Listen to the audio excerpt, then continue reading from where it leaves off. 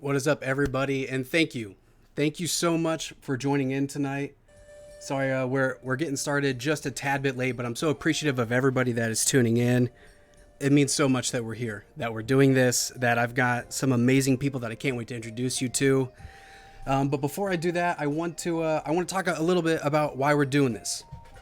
So it is Native American Heritage Month for those who didn't know that, who haven't seen my tweets nonstop all month long. And it's important that people know that because I've said it before a million times, and I know I said it on the first part, growing up Indigenous, that I feel like our culture is one of those that is constantly overlooked, especially in the video game industry. It's something that gets looked over a lot. And so I put out the call. I put out the call that I just wanted to meet people. Honestly, I just wanted to meet fellow people that are creating content, fellow people that are working in the video game industry that are Indigenous, like myself, that I can relate to. And not only did that happen, and I've made some awesome friends. And again, I really can't wait for you to meet them. But they agreed to do this panel, so I'm super thankful for them. Really quickly, I want to give a huge thanks to Twitch. I can't even believe it. Thank you so much for putting us on the front page, for giving us that opportunity, for highlighting our voices. And I also want to shout out NAICCO. Now, that is the Native American Indian Center of Central Ohio. We are going to be also just raising some awareness for them. This isn't necessarily a charity stream per se, but you will have ample opportunity to support them, as we'll share the link into the chat. If you want to go donate, you can. So let me really quickly just read a little bit about them, and then we'll hop into everything. So here at the Native American Indian Center of Ohio, we have been working hand in hand with our Native American people for nearly 25 years now. In doing so, we have learned that there are certain foundational pieces that are the utmost importance to our Native people's lives and well-being. The most meaningful area of focus in our mission work, hands down, revolves around the preservation and restoration of our Native American cultures and traditions. As a people and as an agency, we are fighting to keep these ways alive, for without them, we lose not only the fabric of who we are, but also the foundation that strengthens all the other important areas of our lives, i.e., identity, family, community, language, education, work, health, etc. So like I said, I'll make sure to share that link within the chat throughout the night. They have a big campaign. They're trying to raise some money because, again, they are a nonprofit. So that really goes a long way. And if you've seen me share posts, they have an amazing Native American street food truck. It's really good. So if you're in the Ohio area or one of the surrounding states, just do yourself a favor and just come on by. But I'm gonna go ahead and hop in. I'm gonna introduce everybody. So let's do that now. I'm transitioning over so you guys are all live. I'm gonna walk through everybody that's here, and then I'm gonna have them really talk about themselves. So I am joined by Baron Jones, Shannon Baker, Miranda Dew, Noah Watts, and Lexi Graves. How's everybody doing? Great. Good. Doing all good. Good. We got jitters out. We got nerves out. We're gonna work through it. But yeah, I want people to know who you are, because I know who you are because we've been talking here and there over the past couple weeks. But for those who don't know, Baron, why don't you go ahead and kick us off and tell people a little bit about yourself? Okay. Hey, everybody. My name is Baron Jones. I write and create content under the name of Baron J67 for level1gaming.com. And I am a descendant of the Torres Martinez Desert Kuya Indians and Native Americans. And it's been a really special opportunity to fully dive into who I am, because, I am Black as well as Native American, and to be able to fully be around people who are in the industry doing similar things and working around games and being in this, this culture that we love, and being able to be who I am. So it's an amazing opportunity, and I'm glad to be here. Glad to have you, man. Glad to have you so much. Thank you. And huge shout out to Baron. Baron is one of those that when I first put out that tweet, he's like, dude, check out this person, check out this person, check out this person. Let's do this. Let's do this. And I'm like, all right, let's go. Let's do it. Shannon Baker. Hi. Shannon Baker Wait, is am in I the muted? house. Nope, you're not Am I muted. muted? We can hear you loud and clear. Okay, just making sure. Hi, everybody. My name is Shannon Baker. I'm a Twitch streamer. I play video games. I'm a multi-streamer. I also do a lot of like talk about like hot topics in my stream, like Indigenous issues, but also being like a woman gamer. I play. I see a lot of Shan Fam in the stream. Can we get some Shan Fam emotes in the chat? I'm a multi-streamer, so I play games from COD to Overwatch to Destiny 2 to Valorant to Fortnite. So I play a bunch of games. So I'm not just like a person that just like sticks to one game. And I'm First Nations. I'm from Canada originally. I'm from the Slaton First Nation in northern British Columbia, born and raised. I'm planning to go back home in a few days. So we have to like quarantine and make sure that I keep my community, my reservation like safe. So I'm Teketh Dene.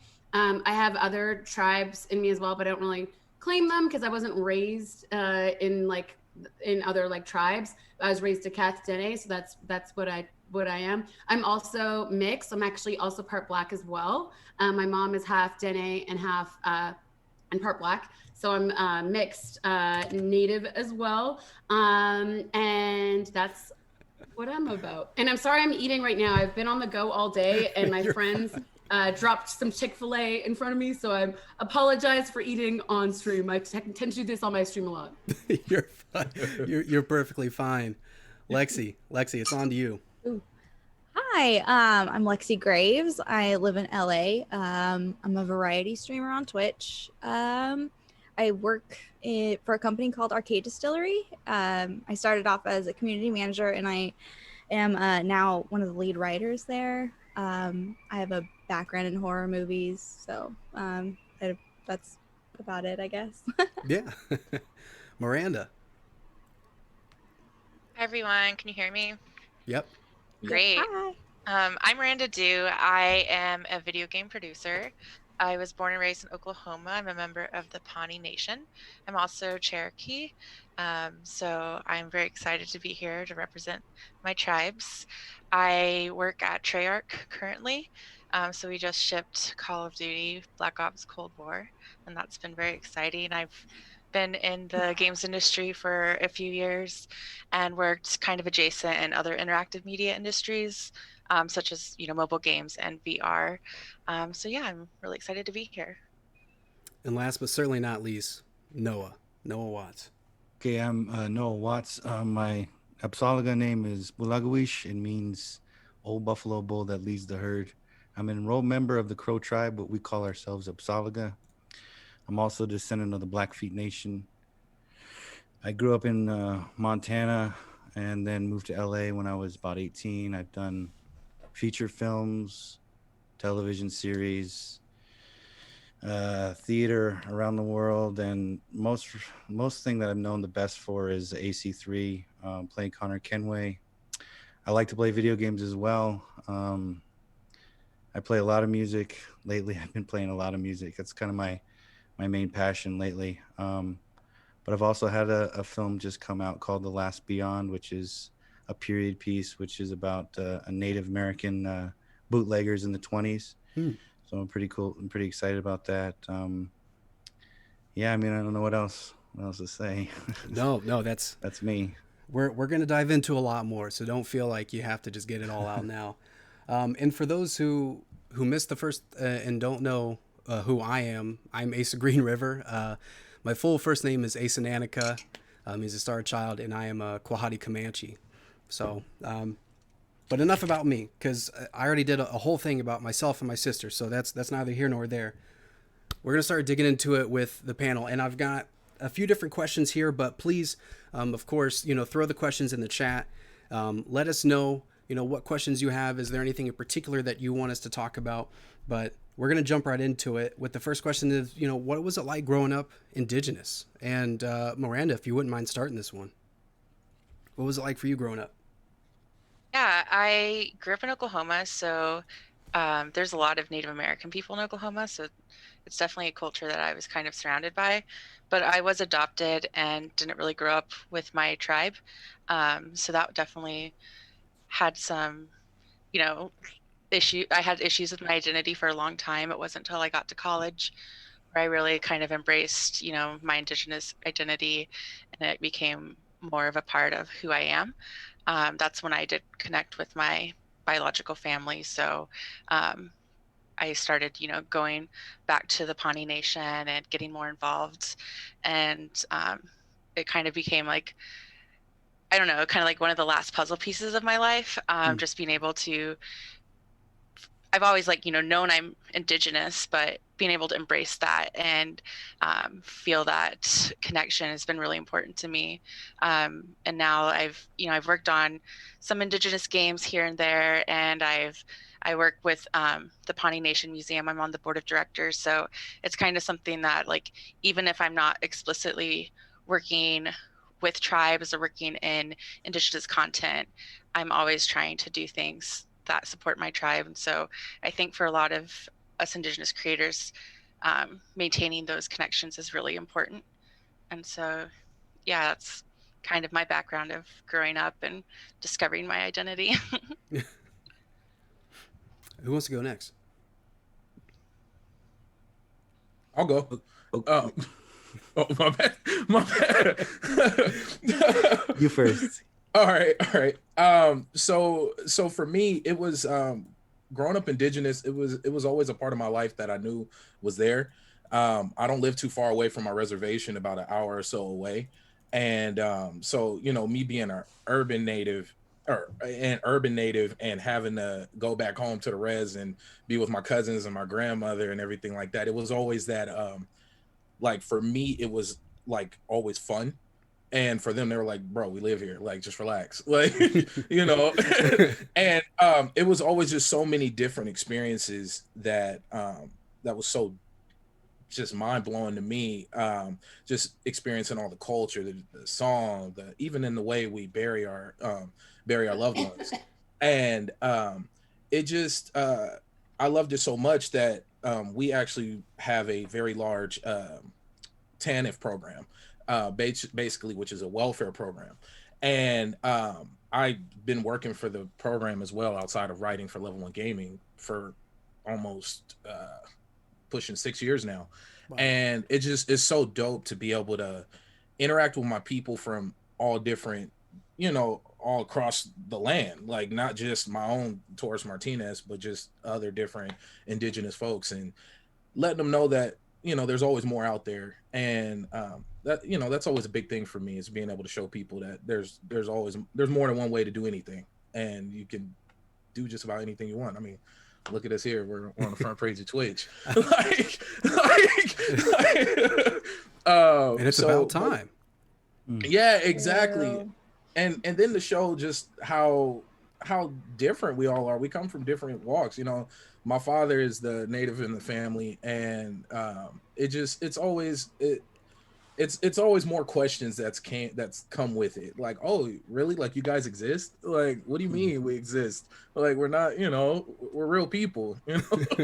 Like, we're here. We're not just a background in a movie. Like, Yep. like, but yeah. So yeah, that's me. Oh, okay. So I grew up in Bozeman, Montana, which is about 2 hours from the Crow Reservation. And I would visit. I have a lot of family on the res, so I would go back multiple times during the year, but mostly for Crow Fair, which is the biggest teepee encampment in the world that happens the third weekend of August.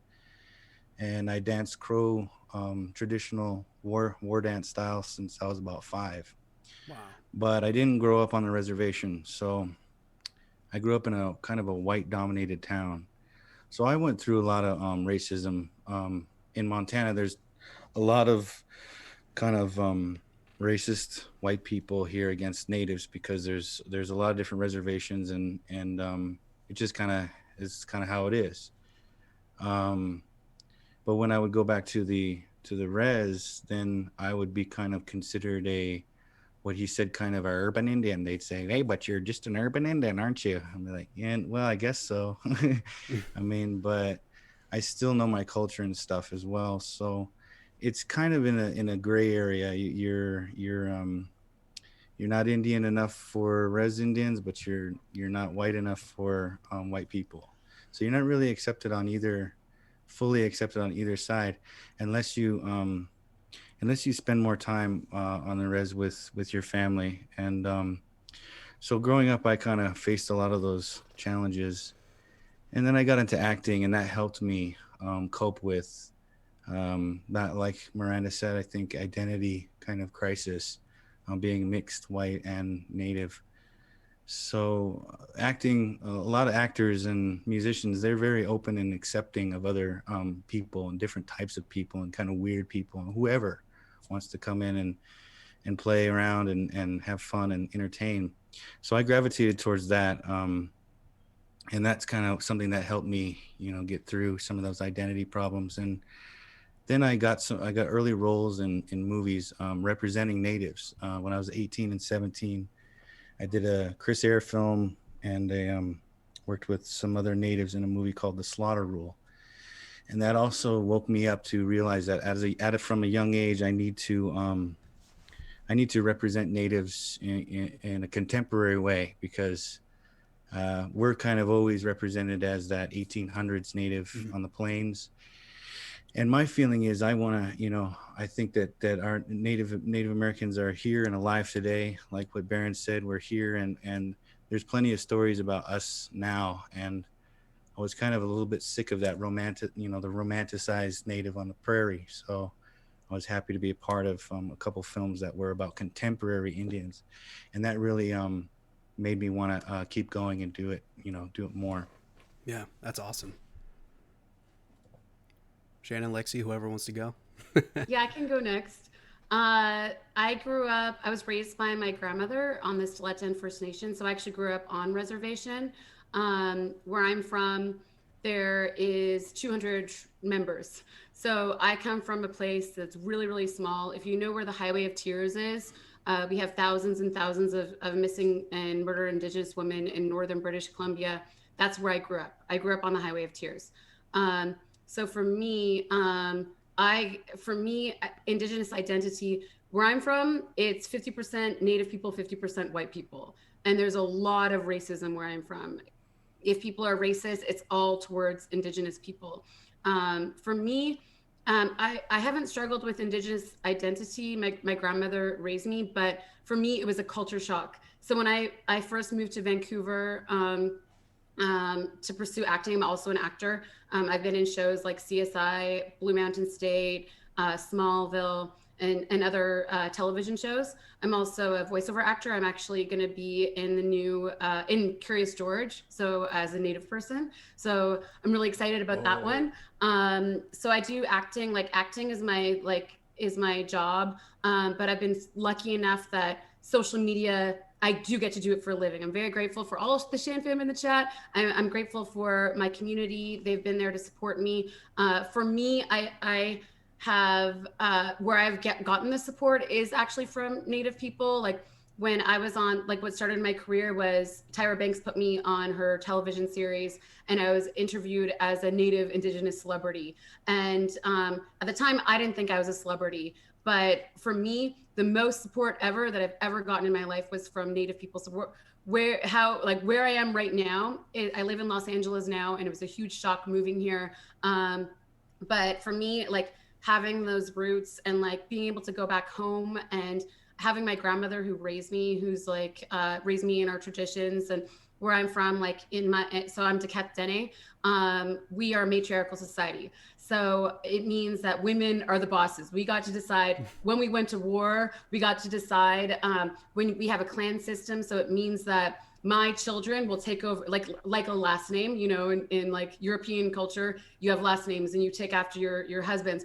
In my culture, our children take after our clan. So I'm a Caribou clan, like Silyu. So for me, when I get married, I'm not going to take over my husband's name. I'm going to keep mine. And so for me, with regards to like Indigenous identity, I haven't really struggled with it. I think for me, it was more like a culture shock, even in the gaming industry. Like I didn't know that there was I started streaming on Twitch in 2016.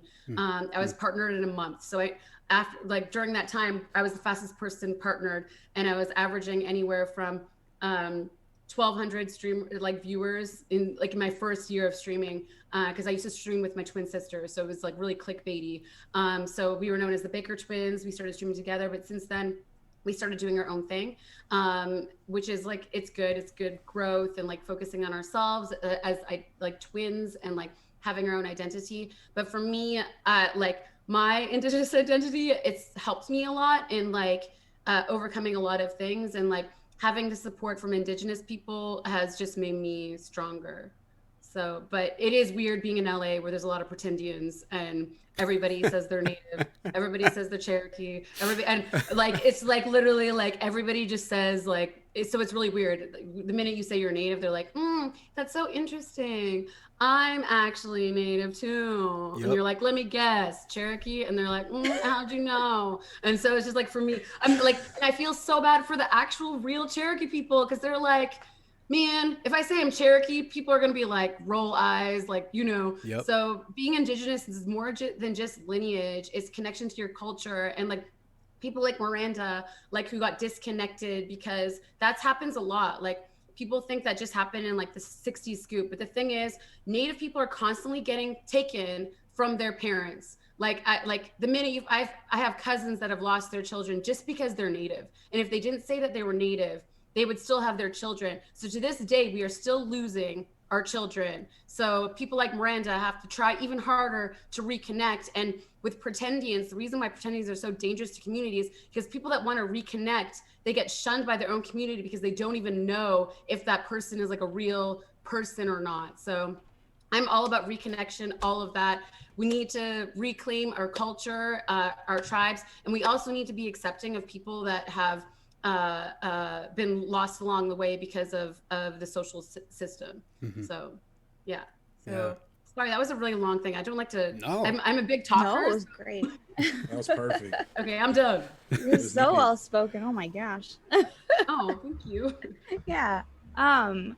Well, it's so weird that you guys bring up so many good points about identity, because I basically had like no family growing up. Like my mom was pretty terrible. She was Cherokee, or at least there's like papers that says she's Cherokee. She was super white though. I'm much more brown. And I never met my dad. The only thing that she told me was that he was Iroquois, from the Iroquois tribe, and he was terrible. And then he lived in Ohio, and not to look for him. So I never have. And it kind of made it so like I didn't want to know much about my past, or like where I come from, my roots and stuff like that. And I kind of, stepped away from that for like a big part of my life. I was raised by my mom's adoptive parents. My mom was adopted too. And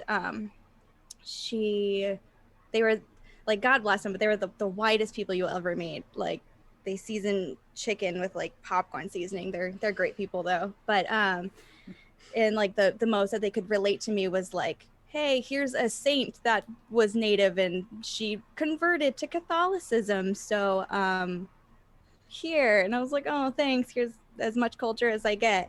And it wasn't really until much like kind of recently actually that I started, trying to connect with my roots and where I come from. And I never thought it was important before, but I definitely, I feel like it now. So yeah. And just to share with you all, because I don't know how many of you know my background or anything, but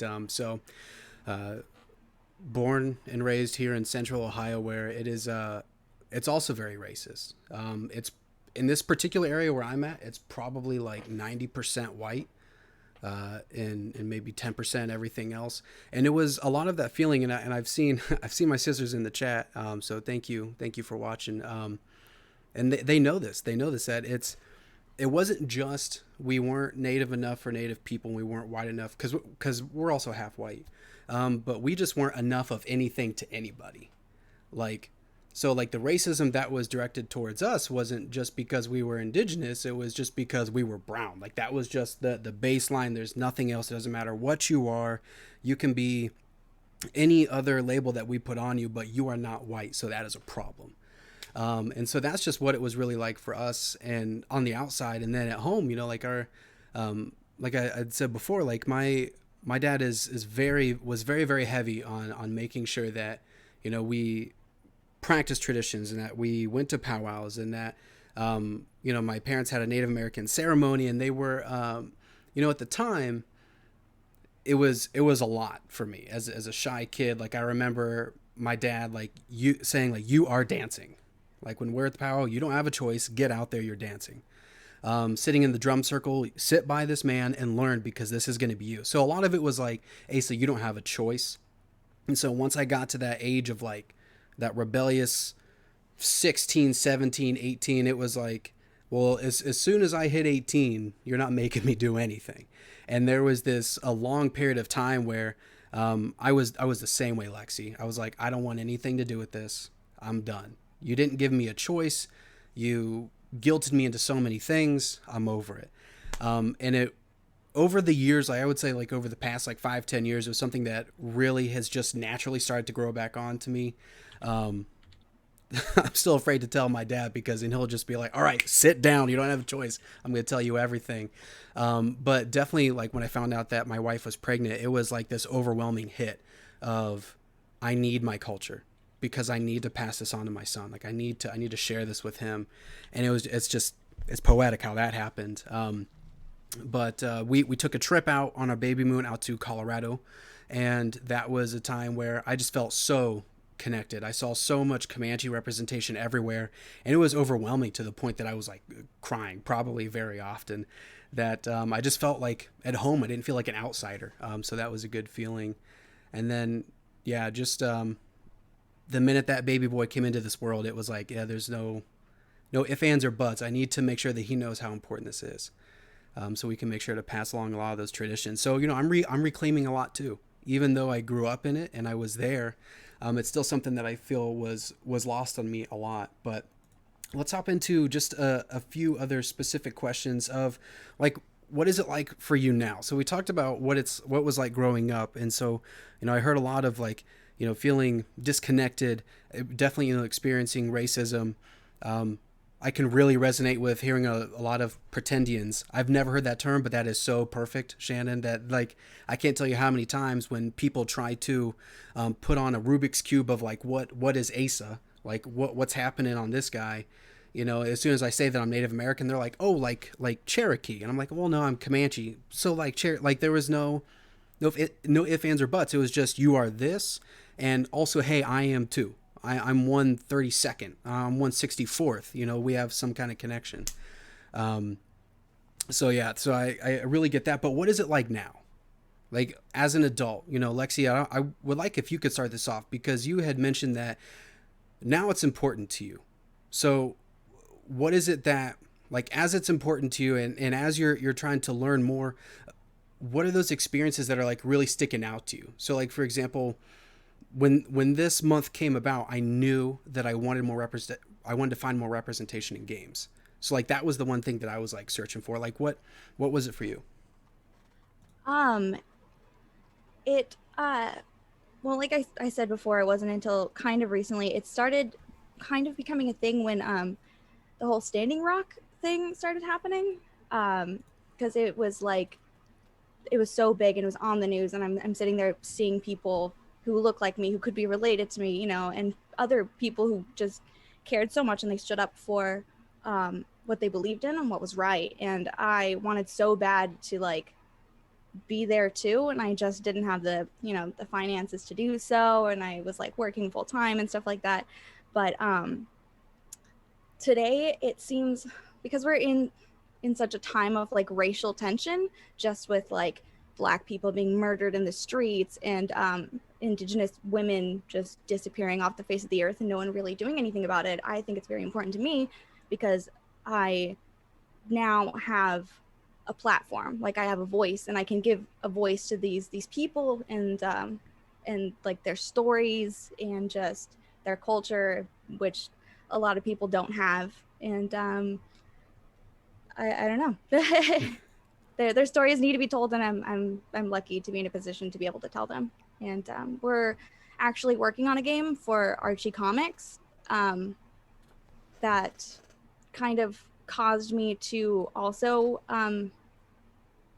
dive back into my culture and like listen to the stories and meet people and talk to people, I guess. And like hopefully COVID willing, I'll be able to actually meet more people, and actually go to reservations next year and actually connect with people, not just like through a screen. Not that this isn't fantastic, but yeah. Yeah.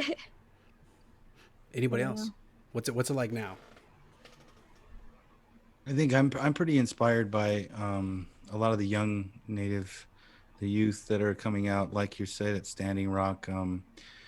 I like seeing, because of the racial tension that Lexi was talking about. I like seeing that there's a lot more awareness for Natives. But I do think that we're still going through some of the same struggles that we've been going through for a long time. I mean, she mentioned MMIW. My niece was murdered last year. She was missing for like 2 or 3 weeks, and her name was Kaysara. And the cops around here really didn't do anything. And after they found her body, they didn't really investigate, or nothing really happened. And that's this story that's been happening a lot and for a long time, not just this past 2 years. It's been going on for a long time. So I do see that we're all, Natives are all, fired up, and we're protesting for Standing Rock and for various different things, but we're still going through these same struggles, and we still need to keep going and fighting for awareness about things like MMIW. And I feel that that's kind of one of the main things about being, an adult Native. You're faced with all these realities and all these harsh history, colonization, assimilation, genocide. You kind of don't think about that stuff when you're 5, 6, 7. You're not really thinking about that all the time. But then once you start getting older and you start realizing your history, where you come from, where your ancestors are coming from, then you start going, wow, this is a lot of messed up stuff. And we're still fighting the same thing. So it's frustrating, I think, to feel those things. And going back to the identity thing, I remember something that John Trudell said. I think it was something like, I can't quote him exactly, but it was, to know what it's like to be Native American or Native in America is to like hate yourself for a part of your history. At one time, maybe you hate yourself, and I kind of did, in a way, like not really knowingly, consciously, but I was always told I was wrong, or something was wrong with me, where I was growing up among white people in the racist areas. And it's kind of like that thought, like, well, I don't look like everybody else around me right here. Only when I go back to the res, and then in my family I look like, but around here I don't really. I wish I could just blend in. I wish I could just be like everybody else and be normal, and people don't look at me like, oh, look at who, who's that brown Indian kid? And they say it, in your face, and they flaunt it. So growing up, I've felt that same thing. But now I'm proud of who I am. I'm proud of my culture. I'm proud of my ancestors. I'm proud to be Absalaga. So all that's gone now. And now it's like, what can I do to help? How can I, contribute to representing Natives in entertainment, or helping the youth in my community, which I've been trying to do for these past couple of years now that I've moved back to Billings. Yeah. So that's kind of where I'm at.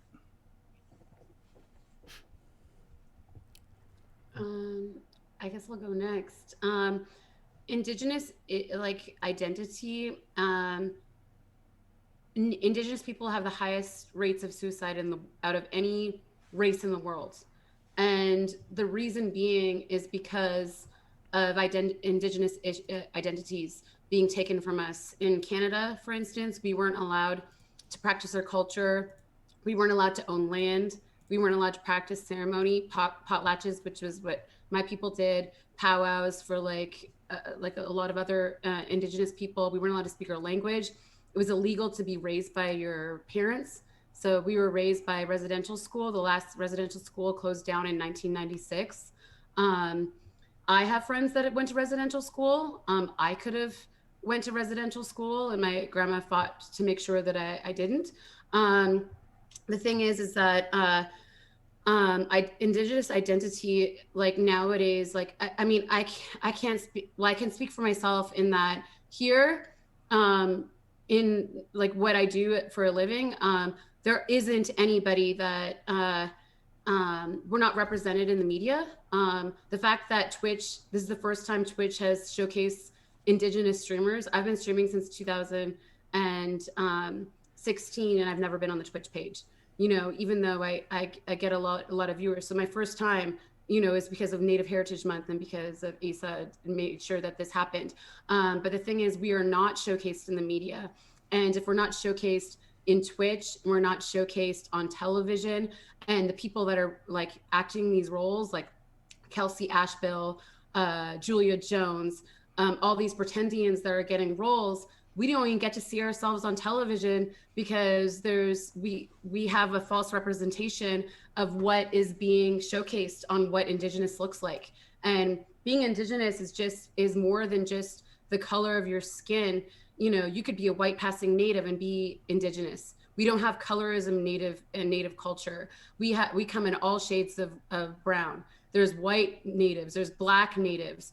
So the thing is that Indigenous issue, like identity, is a serious issue because not a lot of people struggle with it.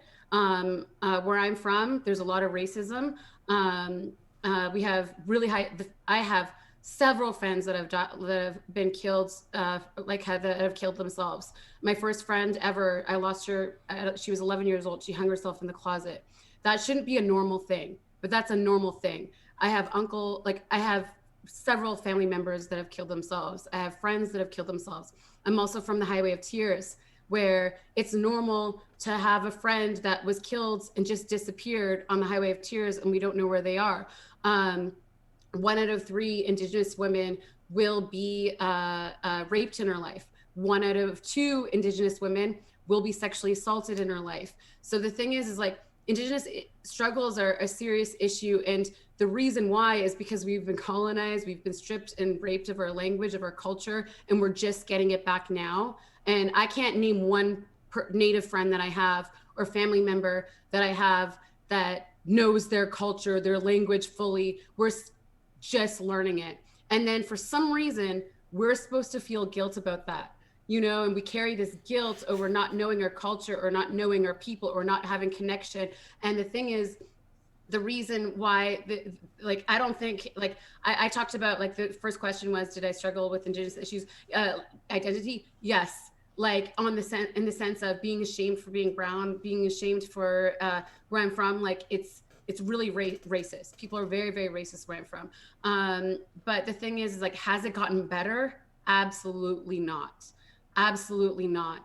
Until we start seeing ourselves on television, and I mean, not having like pretendians represent us and lie and say that they're Native, until we start seeing like actual Native people being cast in roles, until we have like roles that aren't the token Native, like 18th century buckskin women don't even get lines. Like you should see the lines that I get for auditions. It's like, make your own language up.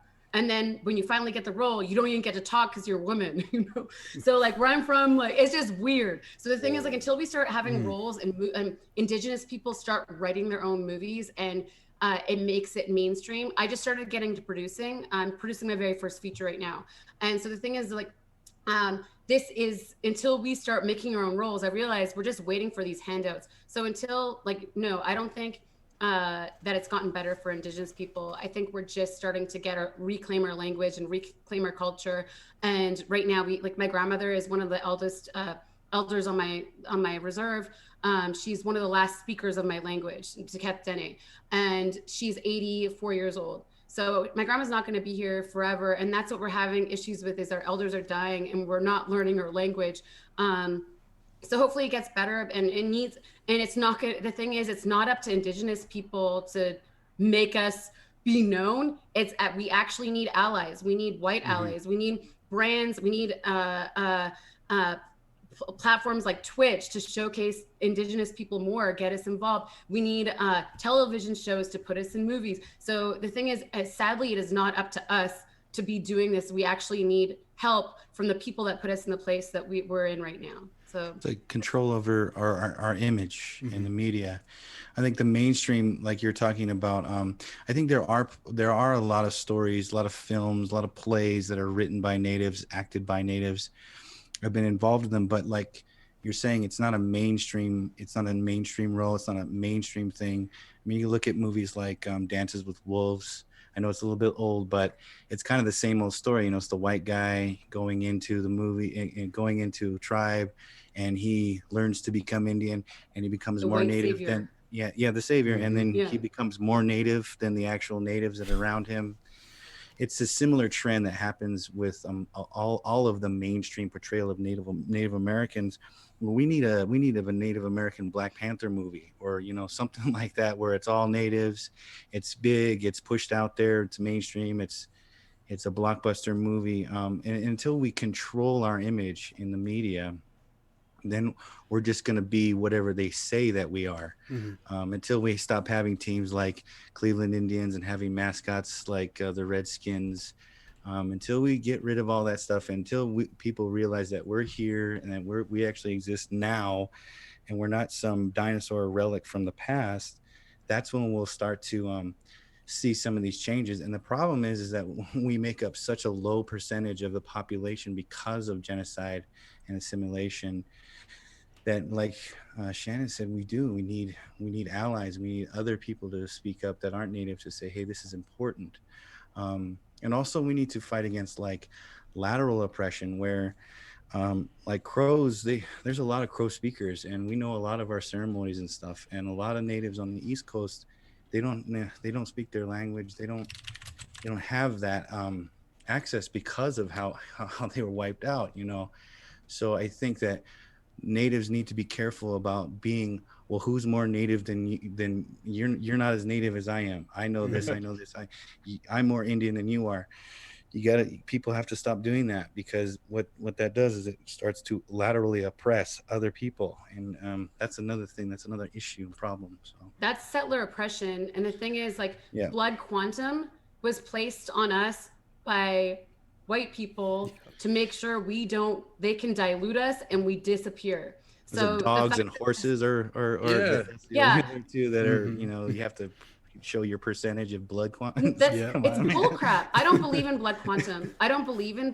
Blood quantum and status cards and all of that, even though I have a status card. It's a system placed by colonizers to make sure we're eliminated. So the thing is, assimilation tactic. If we get rid of CIB, if we get rid of that, blood quantum is a placement placed by settlers to make sure we disappear. And when I see like Native people like upholding that and being like, oh, you're not a member of the band because of this, like you're not enough Native. But the thing is, like, they don't know that they're doing is they're helping, colonizers get what they want. Yeah. I know for me, as an adult now, growing up as a kid, you just feel the love of being a child. Everybody loves and cares for the children, but now as an adult, it's that distance, it's that lateral oppression. I always make the joke. I'm like, oh, whenever a little sketch happens, I'm like, oh, my ponytail's not long enough, huh? Like, it's always it's so crazy. I'm glad you guys brought that up, because that's something I feel like my people are being held back due to that. I don't want to put my tribe's business out there, but I've always felt that we could be so much further along if we weren't so worried about how much of this you are. Like, I'm not a dog. Like, why do I have, like, I have my documents. I'm BIA certified, tribe certified, this, that, and the third, but I'm not a car. Like, I'm not I'm not a dog.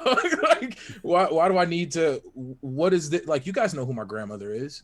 You know who my people are. My people were in this land the same as you, like, we don't have to, it doesn't have to be all this. Like, it's so crazy, because as an adult, I didn't realize how special it was until I got to college, being able to have somewhere to truly call home. Because, as a Black man, it's, you know, as far up as I can go on my mother's side is my great grandmother. After that, we don't even know who her, you know, who her father is, her real father.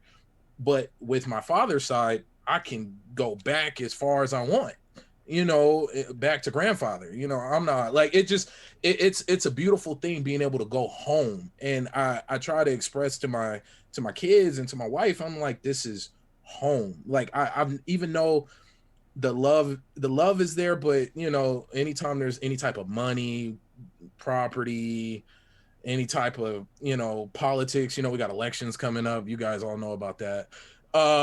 Like you know, just being able to go home, like it's a really, really special feeling that I think people take advantage of or don't realize how special it is until you don't have it, you know. And it's funny, like I keep my nation's flag, I got a little one and I keep it in my living room.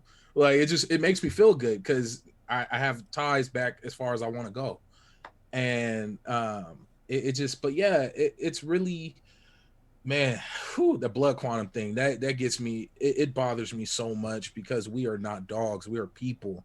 And why wouldn't you want your people to grow and expand? And when does a group of people ever get stronger? When they get smaller?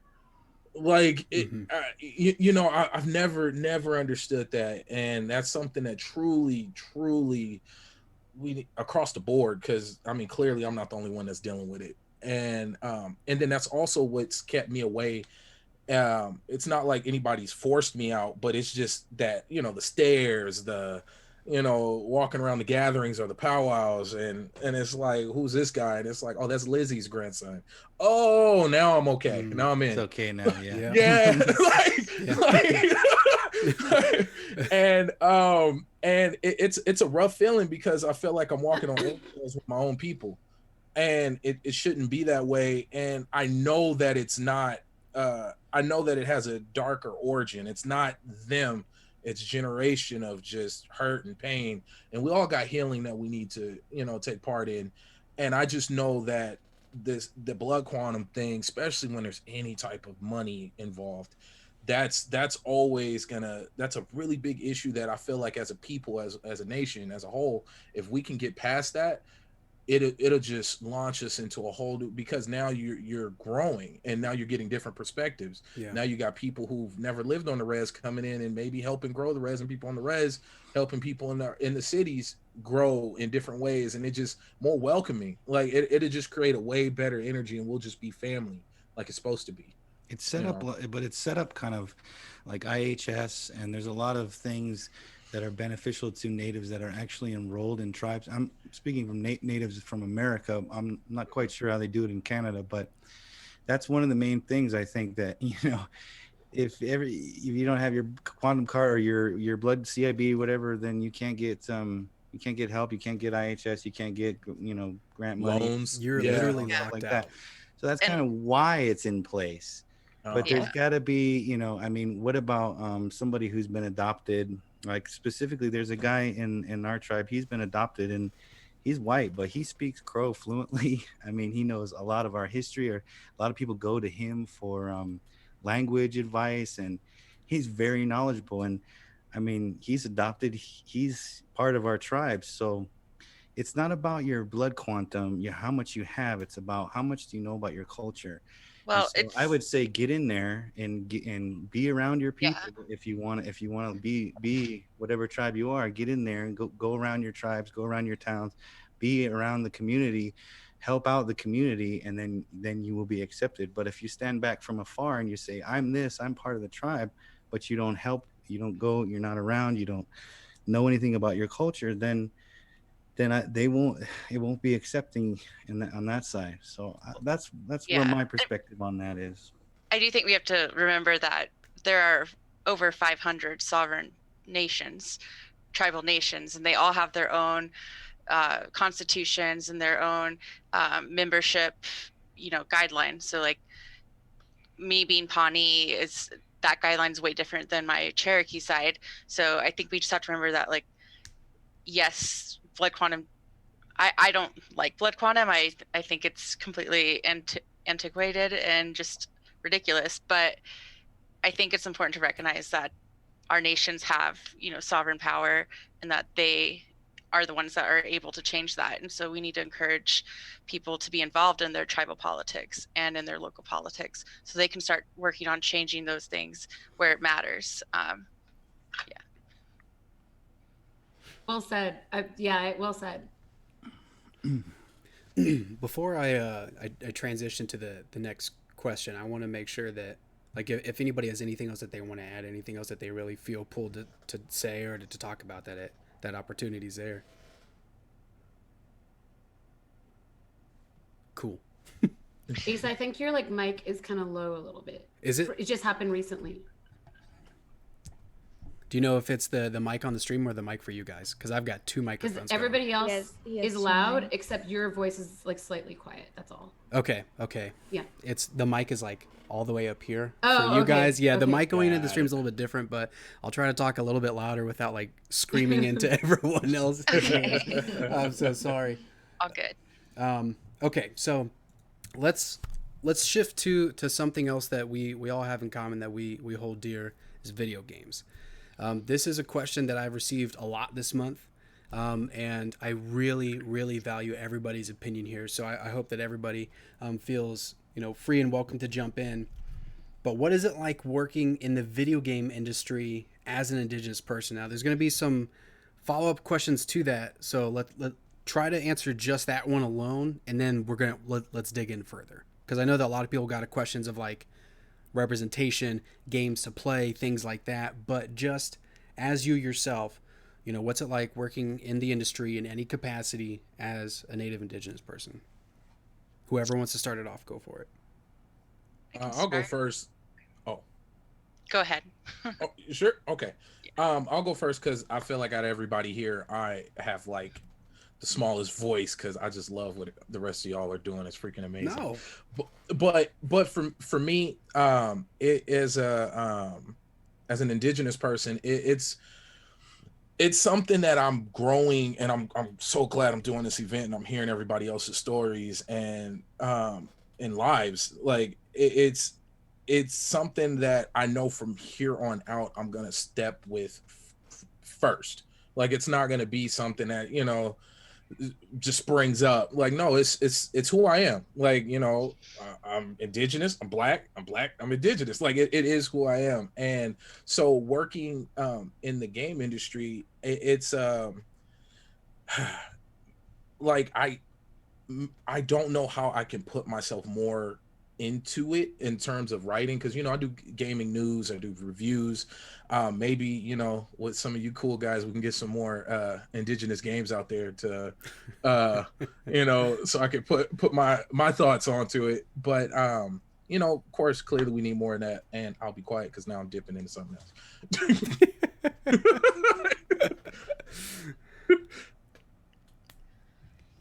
All right, I can talk a little bit too.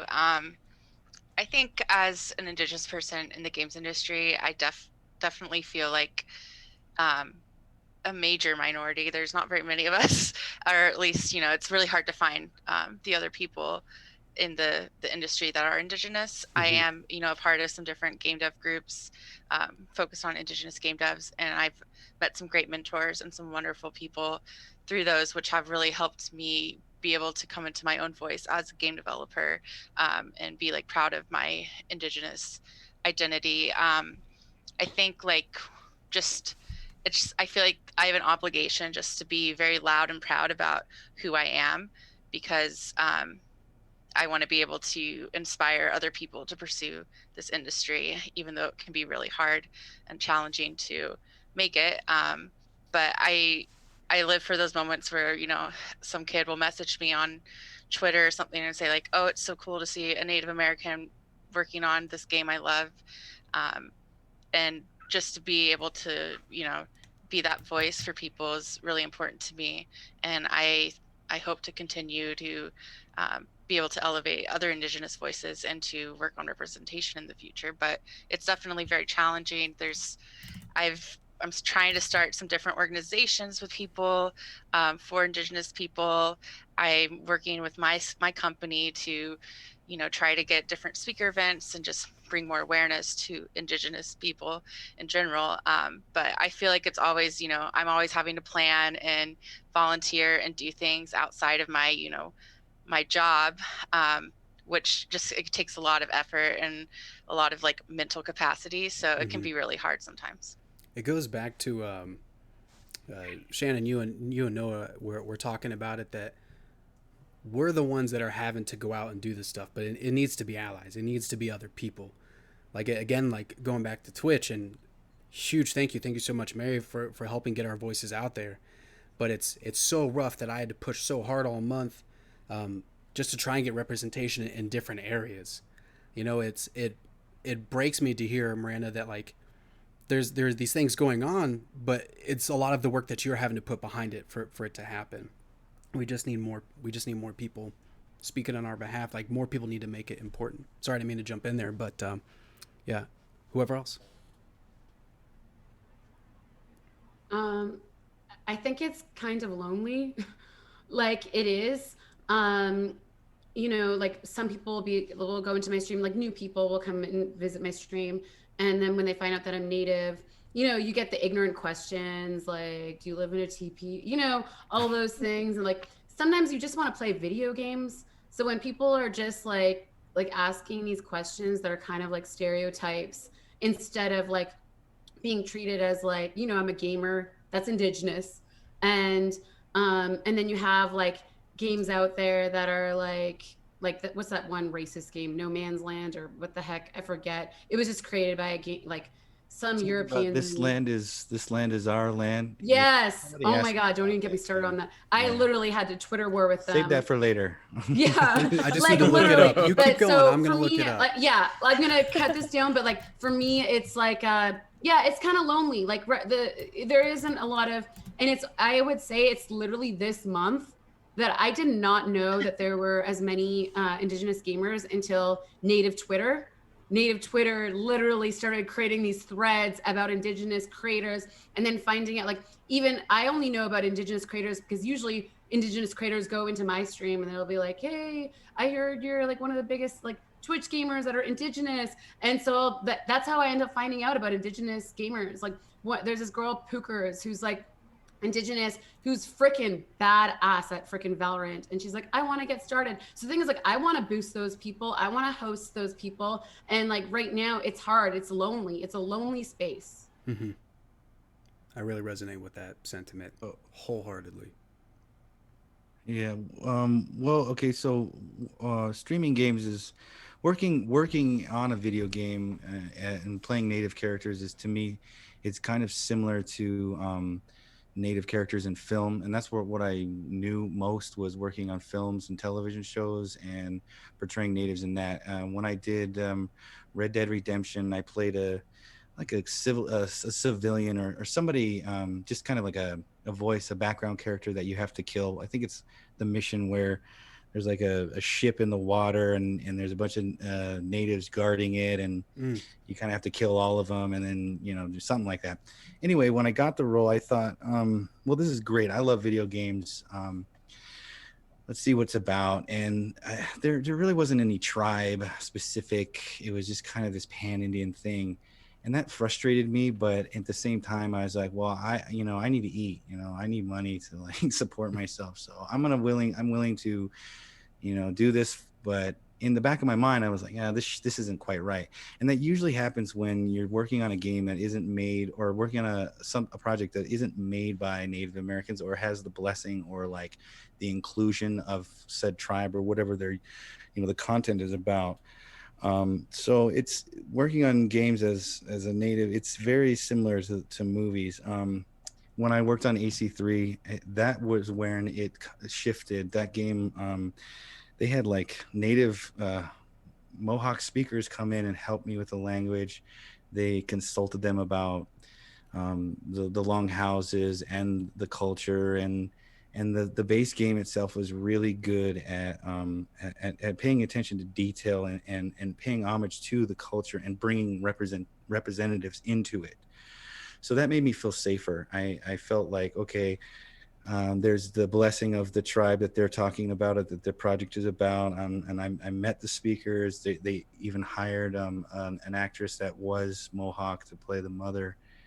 So I felt great, and I felt this is kind of a turning point. Hopefully, other game makers can, and other movies and everything like that can catch on to this idea that, you know, we need to include the culture and and make it specific, instead of just, you know, saying pan Indian. You guys are all the same.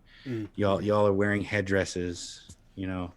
Even though you're Southwest Indians, you would never wear a headdress because it's completely different. Yeah. Not like, you know, the big war bonnets. I mean, you know what I mean? So I think that's kind of what the feeling I have about, you know, working on games and stuff today. I have this feeling when I go into it, I hope that they have representatives from whatever tribe, you know, and I hope that they're paying close attention to the culture and the people that they're portraying.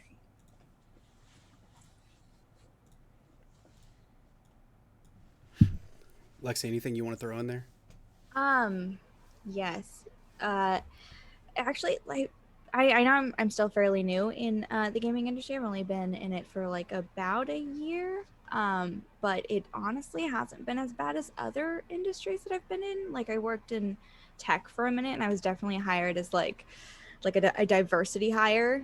And I work in horror movies where like white people just really have like a thing for Wendigos, and I don't know why you would make, I don't know, I have a thing about Wendigos. I really hate them, and I just find it appalling. But it because it was just not a thing for me growing up, because I just neglected my culture and my roots for so long. It's just always kind of been in the back of my mind, and now I'm writing this game, and I feel like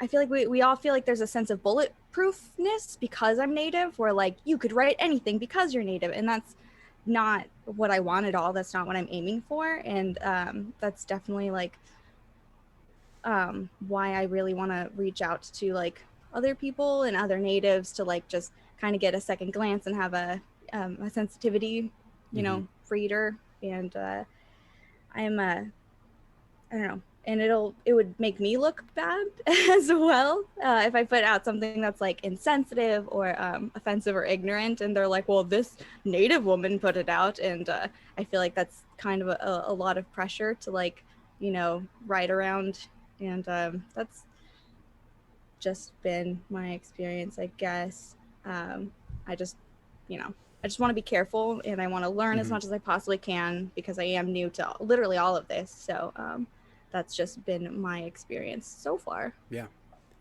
So, oh shit, sorry. You're fine. You're fine. Did you punch it? That's my go-to move. Everyone makes fun of me in my stream because I punch my mic all the time. I would cry. I would literally smack the cry. popper. Before I hop into the next question, I want to do a quick audible. Something that, and hopefully I'm okay in sharing this, because I know, Baron, you and Lexi have shared with me that you face a lot of imposter syndrome. Yes. And that is something that I resonate with, that feeling. As a Native, as somebody in the gaming industry, because also, Baron, I don't know what you're saying. I am very small potatoes too, brother. I am right there with you. I'm here, and I view you as up here. So don't shortchange yourself ever. Oh, cool, Don't ever. It's good to be humble, but never shortchange yourself, because you're incredibly talented. But what does everybody have to say about that? Like, do you feel like you experience? Do you feel like you experience this imposter syndrome just within your culture, or do you feel it within the industry of like you? So like for example, for me, I look around and I've got a lot of friends that are doing a lot of great things, and I feel like everybody's voice needs to be elevated, and I feel like some of my friends, and I'm trying to, like, I don't want to seem insensitive at all, but I feel like some of my friends who get highlighted, again, very justly, because of their backgrounds, as they should. I feel like I don't deserve that.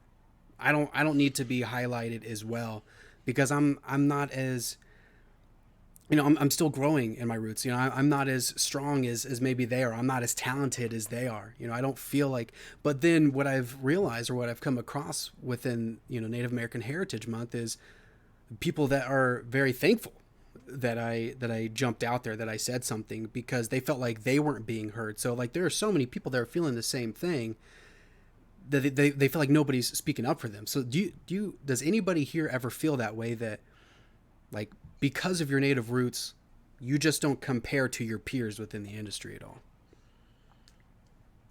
No, I I, think I that I'm sorry.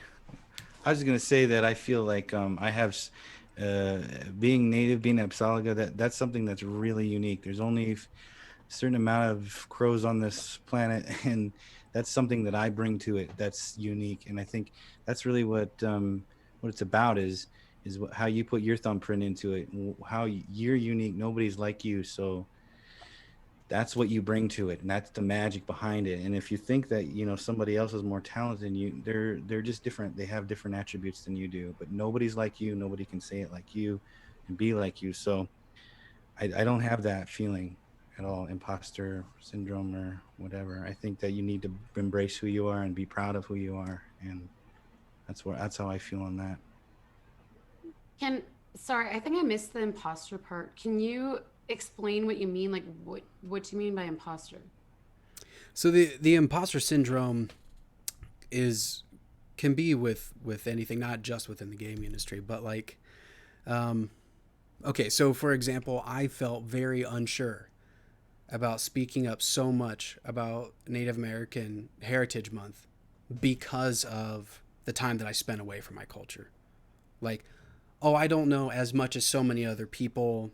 What I know is very minimal. Someone else can do it better. Like, there's always going to be someone better.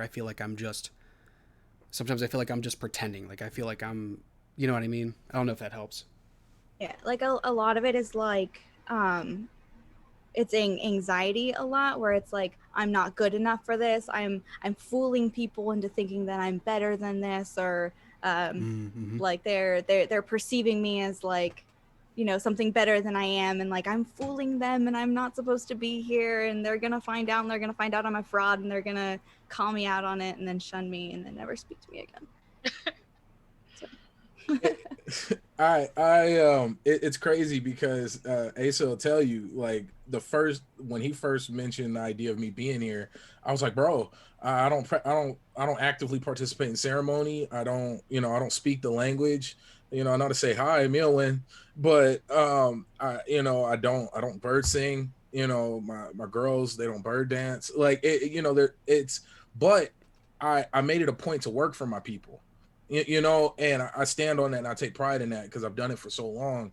And I mean, I've helped people get out of debt and learn how to save money and put on programming. Used to do talking circles. I had an elder bless me and hook it up with abalone and everything, and sage and cedar, and he was like, he really really loved the way I did talking circles. Like, it's funny, that moment is really huge to me, for an elder to come down and really, like, but it's bringing it back, Asa, I told him, I was like, bro, I don't think I should be here. Like I don't know, man.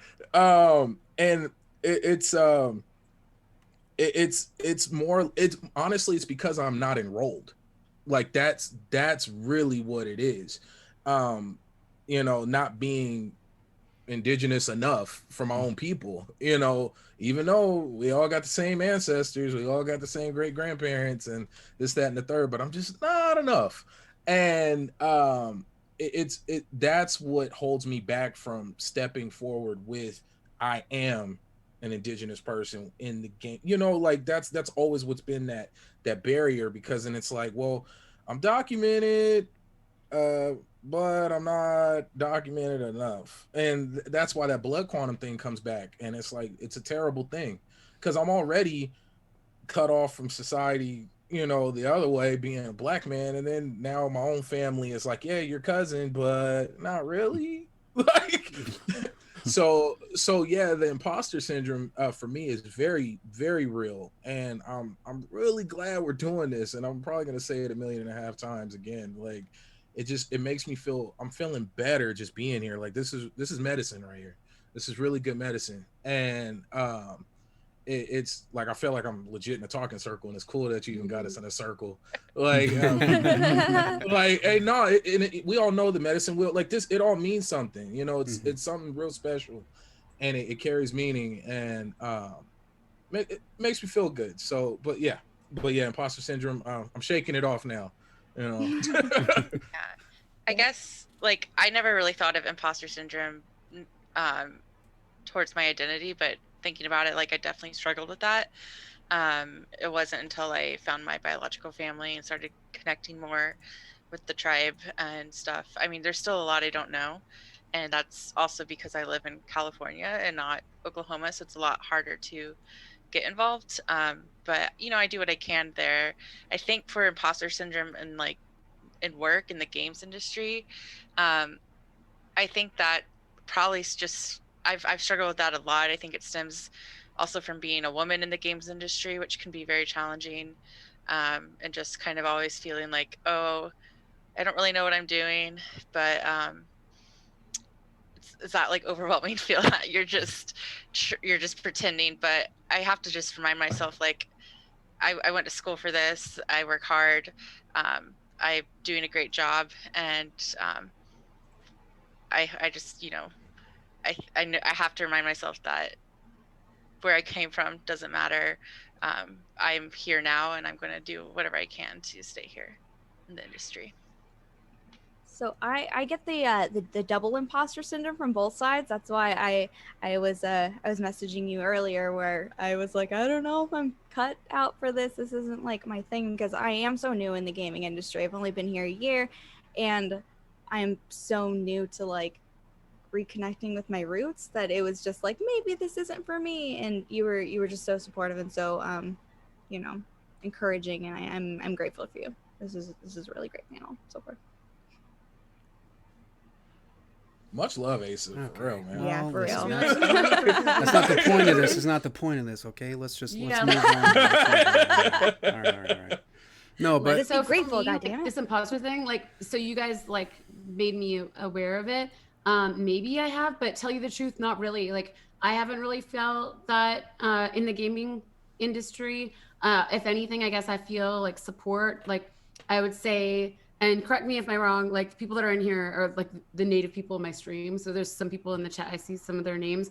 I would say about 20% of the people that come and watch my stream are Indigenous. Wow. So I've never really felt, and I think that when it comes down to it, it's I don't feel like an imposter, but I guess I'm just like, for me, I just feel like I'm a gamer, that I'm a streamer that happens to be native, and so I don't really feel like I have to put on like Indigenous Hadi, you know, like some flute music on before you go. Like, I don't feel like I have to do any of that. I think I can just be myself, you know, and like I don't think my stream is centered around me being Indigenous. I'm native, I'm a streamer, and like that's it. So but that's just how I feel. Mm-hmm. Well, yeah. Most of my viewers don't even know that I'm native. Like, there's a bunch of them in chat right now, and earlier they were like, "You're what? You're doing what? Why? And do you know anything about that?" And I'm like, "Yes, I am." So it's just been one of those. So. You know, Baron, you said it was medicine, and Shannon, you said that you could feel lonely at times, and I will say that this conversation here, like, I knew I wanted to do it, and I knew that it was really important for me that this happened no matter who did it, but this is medicine for me too, because I would say for like one of the first times, you know, online on Twitch in the gaming industry, I don't feel alone, because for so long, like growing up in this rural central Ohio, it was myself and my family, and that was it. You know, my dad was the guy who put on his regalia and his face paint and went and talked to elementary schools and Boy Scout troops, and like, all right, that's your dad, and that's your mom who uses the talking stick when she goes and she talks about like your culture and cooks fry bread for your class. All right, well, that was it. But like in this moment, I've got you guys. Like I some of you you sought me out, I sought you out, you were recommended to me. No matter how it came about, I want to just reiterate. I know I've said it in emails like a billion times. Thank you, thank you so much. And I know we've got a ways to go. We got about 40 minutes and a lot of questions I want to get to. So let's okay. Let's jump into. I think we kind of covered some of these other ones. I want to jump into more specifically about games that are out there, because we've talked about it some. We've talked about Red Dead. You talked about this game here that I looked up, and I'm only seeing the cover art, so I would love to know the full story behind it. Like literally, I just want to gag. Like Land is our land. seriously, the thing is, what makes me upset. Okay, I don't mean to get so like stressed, but I know so many native game devs. Beth Lepensi, I know graphic designers and like animators. There's tons of them. So the thing is, like, they didn't hire one native person, and literally, it's like these native people that have to kill white people, and like as if we did that back, like we just hunted white people. That never happened, you know? So I literally contacted the game. I did a bunch of tweets. So if you look up the game, you might find my tweets on there. I was so upset. I'm like, did you use any native people? Nope. And they wrote me like a letter back, like official letter. What'd Like, they hey, say? there's this person, this person, this person, this person, this person you could work with. And they're like, well, we already like went through. I'm like, did you have any native advisor? Nope. And they don't even really know English. So they just made this game up, and they were like, we really value the native person. And like, it was just really gross. So nobody buy that game. Nobody use that game. Like, honestly, this land is my land. Exactly. Actually, Yes, Dylan land is Curtis, my land. 747, you were the one that told me about that game, and I had to look it up. And I literally was like, gross.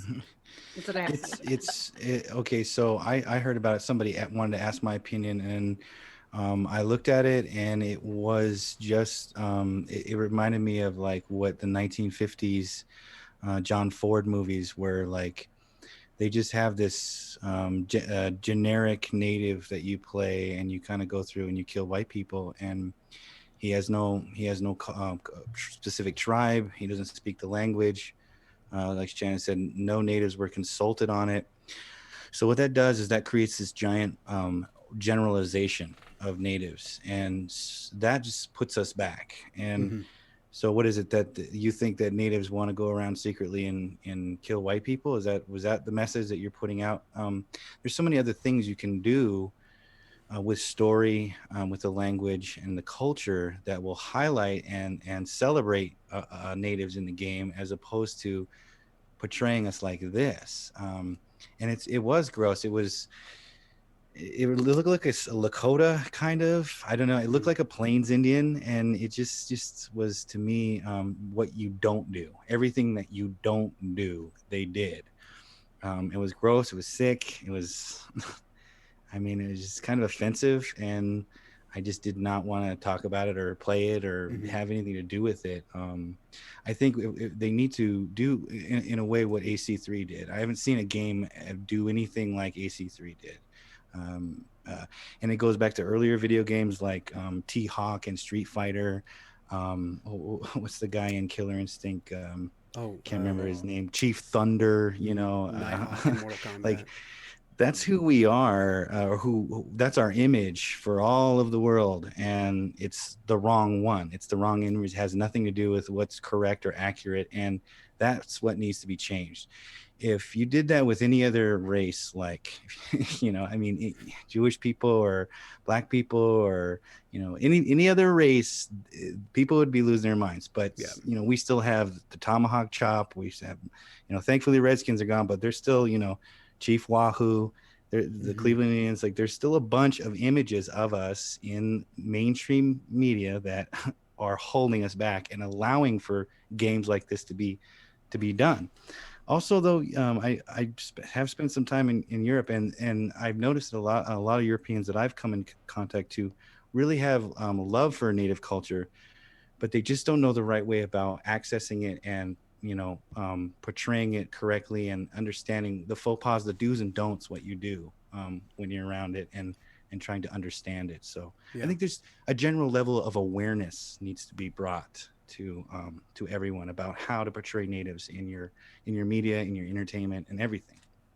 I've got a question I want to pull in from the chat. Most Fascinoris. I'm sorry if I mispronounced your name. Please let me know. Cinerus. Fascinoris. Mhm. This is why I'm not a writer. You know what I mean? Like, all right. Do you also encounter weird fetishization response? I've seen it crop up a few times when Lexi has mentioned her native background, and it always surprises me. Do you feel like that plays a part in some of what we're talking about? That people just they keep on putting us into this box of this is what your representation amounts to, is that buckskin, like what you were talking about. There's no specific tribe. You're not celebrating any specific type of person. It's just white label. This is who you are. Do you feel like you encounter that? You see that? All the time. I'll answer that. Yes, 100%. Native women get sexualized on the daily basis. We get called Pocahontas. Hey, Pocahontas. Hey, Pocahontas. Pocahontas was Muaka. That was her name. And the thing is that in the end, she was 7 to 8 years old, was kidnapped by John Smith, who was 29 years old. And she was one of the first documented human trafficked Native women. So the thing is, like, when people are like, oh, you look like Pocahontas, that is so freaking problematic. And that's so gross, because Pocahontas was a little girl and Disney made her sound like she was this beautiful woman that wanted to be with John Smith. Meanwhile, she was kidnapped. She wasn't allowed to be around her family. She was taken to Europe, like she was raped. She was taken to Europe, forced to marry a native white man, John Smith's friend. And otherwise she would go to jail. So the thing is like definitely 100%. And I've said this already, 1 out of 3 Native women will be raped. 1 out of 2 Native women will be sexually assaulted in her life. I'm a part of that statistic. And it's because Native women are sexually fetishized all the time. We have human trafficking is a real issue with Native communities, and they pick on Native women and they take our women because people in society do not give a crap about nothing Native happens. people. Nothing happens. Nobody searches. Yes. Nobody cares. Well, white woman gets kidnapped. It's all over the news, and they say we're drunks. They say we're alcoholics. They say we probably went to, like where I'm from, they say, oh, she probably went to Vancouver or Edmonton and like probably is all drugged up. And the thing is, like, they just don't care. I know people that have been killed. I know people that have been literally like killed, human trafficked, all of that. And the thing is, like, that should not be a common thread, that if you are a Native person, you know someone that was killed, you know someone that has committed suicide. And the thing is, yes, Native women are sexualized on the daily basis. Mm-hmm. I always get the men who are like, hey, I'm 0.1 whatever of Cherokee, we should have babies so you can continue your bloodline. And I'm like, but I'd be a terrible mother. So All right, we've got a question from Twitter, and this is from @HemptyHeath. Thank you so much for sending this in. Probably going to word this badly, but what are your thoughts on creative takes of indigenous clothing in media such as games or TV? For example, the protagonist of Katana Zero is a samurai in a bathrobe. I think he's of Japanese descent, but it's not clear from how he lives. So the main character, we don't know if he's of Japanese descent, but what he's wearing, is likened to traditional Japanese garb. So what are your thoughts on that? Anybody? Like native, like cultural appropriation with game characters? Well, do you feel like it's all culture appropriation? Or I think what they're getting is are there any positive takes? Like, are there ever any, like, is there any celebration where it's there? I don't know how you can take a creative take on it, but is that possible? Do you think that is something that can be done if it hasn't been done? Like if somebody, like Noah, you had mentioned, I mean, I'll get to you, Baron. I'm sorry, I didn't mean to cut you off, but just to say, like, Noah, you'd mentioned, like, there are people in Europe who really, appreciate Native culture, but they don't know anything about it. So, like, Baron, go right ahead. Oh, honestly, taking the time out and looking for Native artists, looking for indigenous artists, take seriously. One thing that's beautiful about the internet is not only we're all over the country and the continent, like we're able to search, take the time out and do a little research. I mean, and then Twitter, especially with Native Indigenous Month, like Heritage Month, it's so crazy how many different artists and beading and pottery and just all this clothing, even something as simple as white labeling with their designs. It's a lot. It's a lot better because the money and the resources are going into Indigenous homes and families and circulating within Indigenous communities. So if you want to avoid uh, you know, appropriation, like just go and support, like go directly to the source as best as possible. I was married to a German woman for quite a long while, and I invited some of her friends over to our wedding, and she had bought this native looking style dress that, you know, is supposed to be some sort of traditional thing.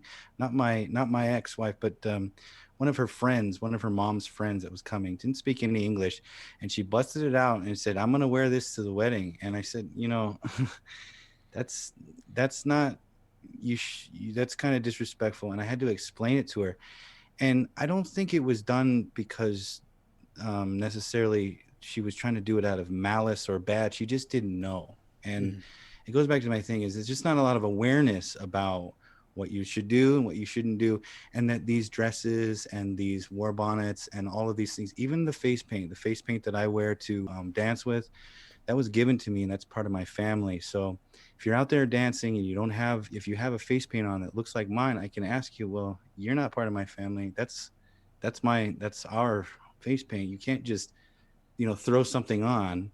It has to be given to you in the right way. And sometimes people don't know that, and they don't mean harm necessarily.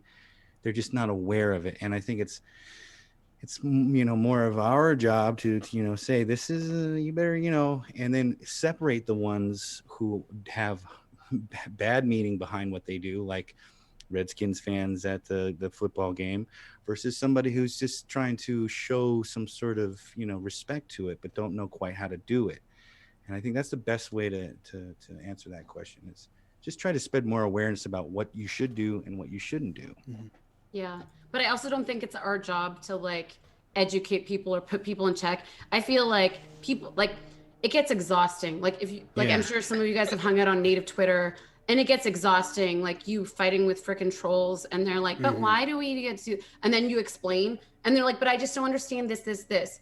Okay, but I don't understand this. And you're like, dude, just research, you know? Do some For me research. personally, or pay people. yes, like People to be consultants. Don't ask read a for free freaking work. book. Like Exactly. it's not up to like, why do we always have to why do we always have to educate people on like what's right or wrong? You know, don't like show up to a native wedding and wear a native garb that like is not your tradition. Like it's just weird. Like someone in chat said that I kind of answered it in chat, but they were like, hey, like I dance powwow, and like some native group taught me, and I'm like, is the native group a native group, or is it like, you know, there's all these self-proclaimed people that are like native like shaman or dancers. So for me, I'm like, there's a difference between cultural appreciation and cultural appropriation, you know? Yeah. And like, so with regards to making the money gaming, off the culture. yeah, like Asa, you were talking about like the original question about like gaming and like, is it problematic? Yes, because it paints us as this stereotype. And if they want a native person, if they're going to draw a native person, hire a native artist to do that works with a cultural advisor from that specific tribe, whether it be Lakota or like what tribe are you drawing? Then like hire an indigenous artist that is either Lakota, and if they're not, and it's a Lakota person, if they're not Lakota, then get a native indigenous artist to work with a Lakota cultural advisor to like create a character. You know, like Overwatch did this not too long ago, where they had and I love Overwatch, and the skin does look really cool, but Farrah has this skin that has like totem poles on it, and she also has another like tribal skin that she wears, and then all of a sudden native people are like, wait a minute, what the heck is this? Blizzard? And then Blizzard was like, they all of a sudden they came out with this backstory that was like, oh, she was actually Haida, and like her parents are, she's not just Egyptian, she's Haida. Because we're like, she's an Egyptian woman, why does she have like native skin? And then they're like, oh, she's Haida. So they came up with this backstory on this character because they needed to fix what they did, cultural appropriation. And then we were like, well, one, yeah, that's like, that they like data mine native Twitter because people were like, hey, that looks like Haida or Coast Salish artwork. And then they were like, whoa, we got to make this woman Haida. And then they were like, well, did you use a Haida artist or like a Coast Salish artist?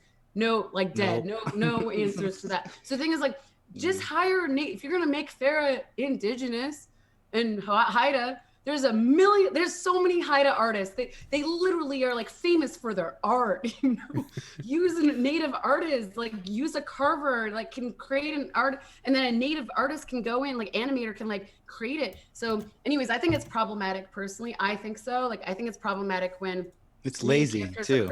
It's very lazy. It's super lazy of them to do that, to just not even care. Like it doesn't make any difference. We'll just make them Indian and give a little Indian flair. And no, it's those things have meaning. Those things are sacred. They're given with it's very upsetting. Yeah, and we want to see representation. Like Native people, when I was a kid, I would have loved to be a Native woman and like play a Native character. And like, we want to see representation. We want to like play video games where we're represented, but how hard is it to just spend, like, it's not even expensive. Spend, $1,000, like, whatever it is that an animator gets paid, just hire our people so we can get some jobs. And actually, then we could be proud of it. And, it would make like Native news, like in Indian country, we would all be like, oh my God, mind blown. Right. Mind blown. Right. Native character created by this artist from, like, oh my God, yay. We would be so happy. So like how shirts, merch, everything. It'd be crazy. Yep. Yeah, it would be lit. Native there'd be Native, it would be on Native TikTok, Native Twitter. We would all be doing our little blogs about it. We'd be picking the characters up. We'd be buying the little art characters like for our kids. Like, yeah. Sorry, I didn't mean to take it. No, you're fine. It's funny you bring that up because I had that same exact moment, Noah, with your character in AC3. Like when I saw that AC3 got announced and I saw that the main character was going to be somebody like me, I lost it. It is the only Assassin's Creed game that I've ever pre-ordered that I wanted day one, that I pre-ordered the collector's edition.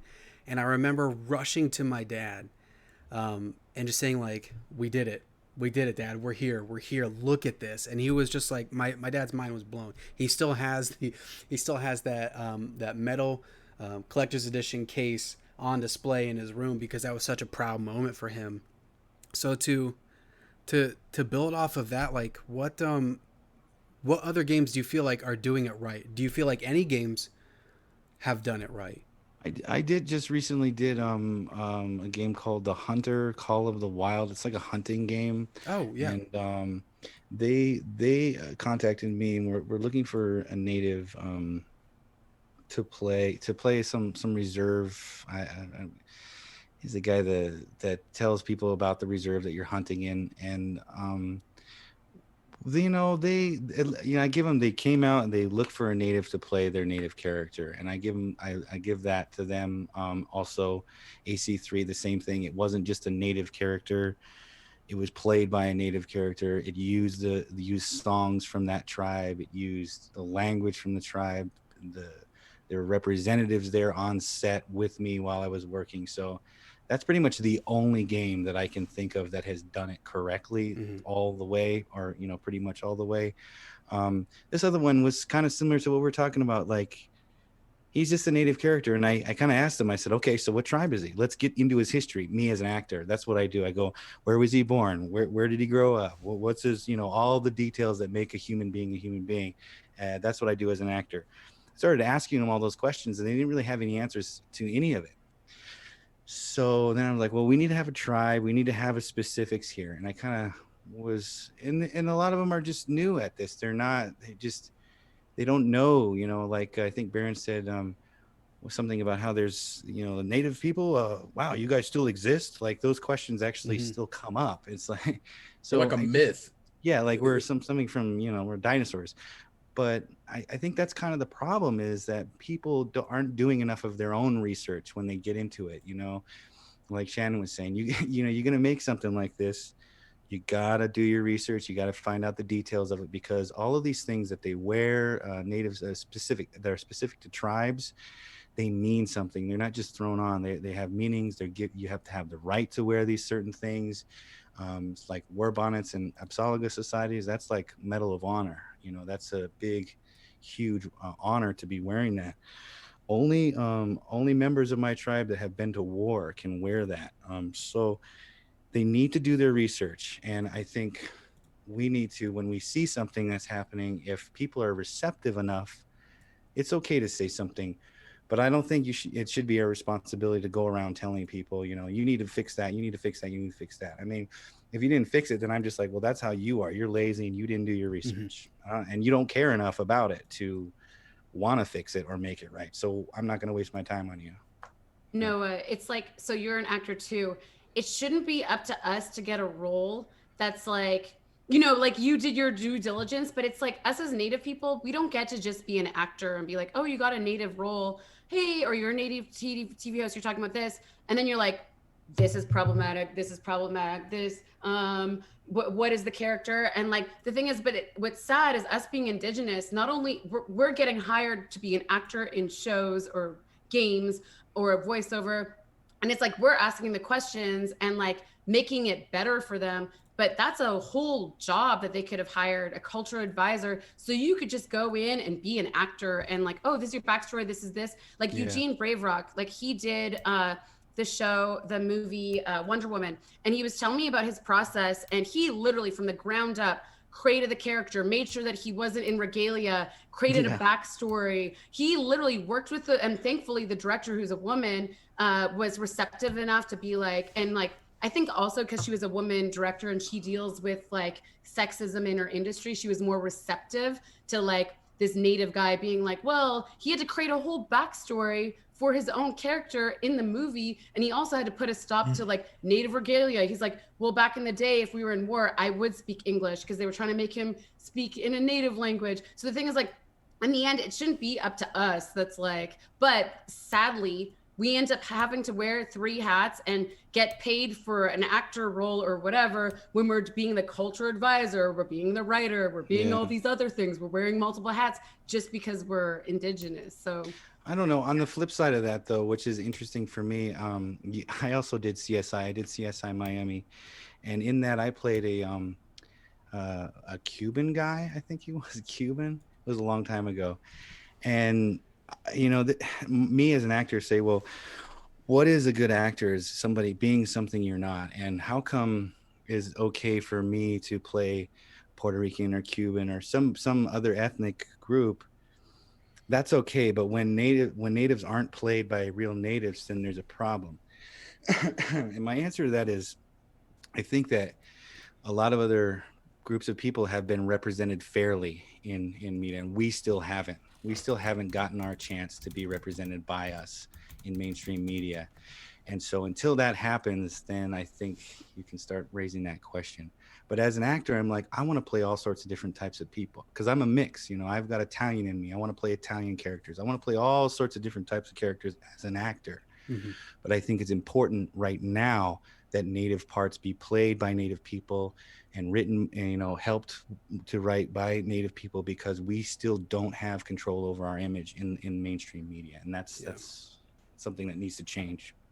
Yeah, and there's a lot of Indigenous game developers. I think that you'll see authentic voices in indie games. I dropped a link in the Twitch chat to some of the Indigenous game devs, but I think for AAA, one of the things I imagine happens is they, want to have representation, but they don't want to pick out a specific tribe, so they go for the whole like just kind of he's Native situation, which I think can be very like weird.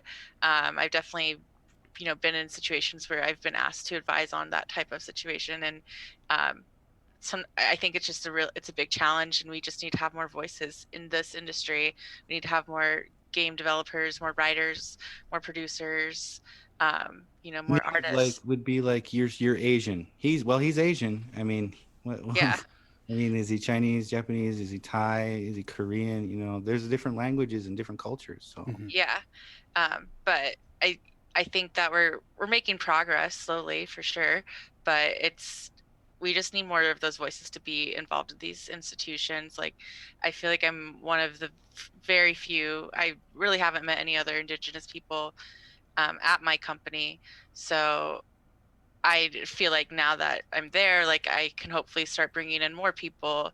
And if a situation comes up where I know, because I know I've seen them, try to advise with other cultural groups. They'll, send out surveys, they'll do interviews with people, and they'll try. But if there's not people that they know or can even direct them to, sometimes they'll just abandon the whole idea completely. So again, like I think it's important for us to persevere and encourage people to just get involved and make ourselves available to be paid consultants if we feel like that's appropriate. Well, hey, I'll say right now, if anybody out there is looking to make a game or they know somebody's making a game, anybody here, anybody on this panel, I don't mean to just throw everybody up into that, but if we can't be that consultant, we can help point you in the direction to make sure that you're in the right place. I don't know. I trust you guys. I trust you guys. I want to point out a comment in the chat from Super What One. I feel like there is an untapped potential for content and an industry of reboots and recycled stories. There are so many stories to tell from Indigenous mythology. The industry needs to make games so more people become exposed to the culture. I think to that point, Super What, I think that's what I was hoping was going to happen after AC3, Noah. I was yeah, hoping that we Yeah. would see more games like that instead of just the tired, it's a Western, they've got some sort of, feather or dream catcher somewhere on their person, but they're a cowboy. Like I felt like yeah, between Gun, between Red Dead Redemption or just the Red Dead series, Call of Juarez, like there's just so many Western based games, and I feel like that's where a lot of our culture gets just forced into. And I was really hoping that after AC3, there was going to be more people that were like, well, this is dope. Yo, this group of people, I want to explore this. And I was hoping we would see more like that, like we're seeing with Viking culture. I feel like Viking culture and Greek mythology, there's so many games and so many properties that are out right now around those areas and around those cultures. Where's ours? I feel like there's so much that can happen there. So with that as a jumping off point, what would be that ideal thing that you would want to see in a game, or where do you think game devs can go to turn to pull something really interesting for that game? Because like we had talked about, I'm not going to mention the name of that game now that I know that it's just straight trash, but like Right. they had it all wrong. So what is it that game developers and even publishers who are putting the money behind this, what stories or what should they pull from to really celebrate who we are? And Miranda, I want to toss that to you first as someone who's actively a game dev. Yeah, I think it's important for publishers, developers to put their money behind Indigenous creatives. Um, it's not a big studio's job to go and find some mythology and stories and then go and ask a native person how to do it. They need to be supporting those voices from the beginning, from where it starts, because those people are who should be telling those stories. We need to be hiring native writers. If you think you're going to be making a Native American game, hire native writers, hire native producers, hire people that have the authority to really approach those topics with the right care, and to allow them to bring those stories to life, because it's their community, it's their stories, their culture. They shouldn't just be advisors. They shouldn't just be consulted near the end. I think I've seen things where it's like, oh well, I had a native person read the script and so it's fine, it's been approved. But that's not it. I've also been in that position where I am advising people, and I will say, I think you should rewrite this story to change the identity to something you identify with, because yes, it makes sense from a native perspective, but it's not your story to tell. And so I think we just need to be really firm, and like we need to be telling our own stories. I I think that big studios can do things like funding scholarships for students to go to school, for students to go to game developer conferences, and things like that. I know there's organizations that have like creator funds where they fund projects that people pitch to them, and I think those are some really great places where we can start putting more money towards Indigenous people to share their stories. I'm a judge on this one scholarship in Canada for minority game devs, and so it's really cool when I get to read through all these different game ideas and see where they're at, and see people tell these like super authentic, really interesting stories with their games that I've never seen before. But you know, our creator fund may not have that much money, but we can get big publishers to start putting money there too, and we'll start seeing a lot more development and we'll see a lot more representation of authentic voices. I don't want to cut off anybody if they're ready to jump in, but I want to pull in something that little Arcanine is bringing in, because I completely support everything that you're saying, Miranda. But I think they also bring up a good point, is that it's also a thin line to walk, because not all of our stories or ceremonies are meant to be shared outside of Native culture, like closed practices. Yeah. So I think that's really what, when we've said this multiple times, is do your research. Don't do your research and just find out what these practices are and throw them in. Really search and get that advisor, so there isn't cultural appropriation, or you're not just tarnishing something that is so sacred. But sorry, I don't know if anyone else had something that they wanted to pull in. I think that what I want to see, I think this is what you're talking about, is what parts of the culture that we need to see in games.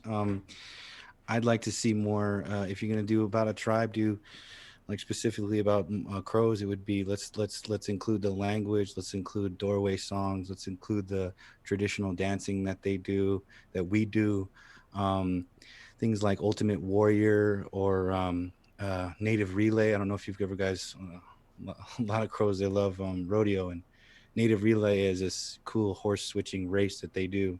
It's specific to just natives, and things like that, Crow Fair, those things need to be shared, and those are the things that are good to include. Things like Sundance, Iwipi ceremonies, peyote ceremonies. I don't think that those type of things are the things that we need to be putting in and trying to use to sell, or whatever. So I think there's a little bit of both. I think that crows, we want to include and show our culture, but there's also some things that we just want to keep for ourselves, or keep for, that are sacred, that aren't just to be given and thrown out there for everybody to pick off of and try to use for some game. So, and those are things are like Sundance, Sundance ceremonies or UAP ceremonies and things like that. Those are sacred ceremonies, and they need to be respected. I also just want to point out that something that I'm interested in seeing is not just, using Indigenous people for historical representation or fantastical representation, but, we're living, thriving communities. We do everyday things. Like I work on Call of Duty, and I hope to someday see a Native American operator, because that would be really cool. Native Americans have served in the military at the greatest percentage per population. All of my ancestors were in the military from before we were even a country. So I think it'd be really cool to have just that type of representation, where it's not fully focused on Native American as the whole subject, but we need to be representing these everyday identities of people that are here in our country. Like a seat at the table. You want a seat at the table. Yeah, exactly. Yeah. I mean, and piggybacking off of what Miranda just said, I would actually love, because I was going to bring that up about Indigenous veterans, because I mean, most of the elders I know, they were Marines, and we love war games. So I would love to see a story, like I believe it was Battlefield 5 that did separate stories. Mm-hmm. A great segment would have been to have an Indigenous vet, like just tell that story from that perspective, or a code talker. yeah, exactly, like cool. Just a whole, it would, I mean, it's not, we got movies, You know, Yeah. so why can't we roll that over into gaming? I think You know? games are kind of stuck in that 1950s, like John Ford Yeah. era a little bit. Like AC3 was kind of like the little big man, you know, it was like one of these, okay, yeah, that kind of did it right, but still like years and years are still going by and we still have this. I think it's slowly going to happen, but it's not something that's going to happen overnight with just Yeah. one title is going to change everything. I think it has to, you know, kind of snowball into something. I'm just tired of being like bland set pieces. Like you guys, Yes. you know, you guys have all been bringing it up. You know, Yeah. no specific origin. You know, no language. Like just there to create a aesthetic. Like Oh, that. white man. Yeah, yeah. Oh man, that's something that we need to get rid of ASAP. With I don't mean to keep plugging this game, but with the game that we're working on, we wanted native culture, but we definitely wanted to step away from that cowboy, like Red Dead Redemption kind of like ancient, you know, doesn't exist anymore kind of thing. Like our main character is she's a character in like the Archie universe that wasn't really doesn't have like a backstory or whatever, so we just like took her and we're like, can we do whatever we want with her? And Archie's like, yeah, go ahead, do whatever. So we made her native, and but it's not like a huge plot point or whatever. It's not like she's, you know, yeah, scenery or, you know, just an average character or whatever. She's like modern and she's native, and she also lives in like kind of a like a fantasy world, so to speak, with like we haven't gotten super specific with the story yet and with like tribes and stuff like that, but like so far we've taken like stories that are overall that we've noticed that there's a trend with, like, for example, one of my favorite characters is like a fox who's a kind of like a sketchy salesperson. He's like an NPC, and he's just like sketchy, and in all of the stories that we've read, there's always like, oh, that fox up to like, you know, his shenanigans again. So like that's what we're kind of doing. But it was definitely like, let's not have her be this like what everybody else sees a native person as. We need to bring them into like the modern world, and we need to like be like, hey, we still exist. Which is not a thing that's touched upon at all. Everything is, you know, back then In the past. in the past. Shannon, do you have anything that you want to see specifically in a game? If not, I got some last few things I want us to jump to before we're done. Mute. Oh, Muted. you're muted. Mute. You, Okay, Oh, that was like like it was a segment. I like it was better, but now second time is not going to be good. Hire You're so indigenous passionate. people. Hire indigenous people. That's it. Yeah. Yeah.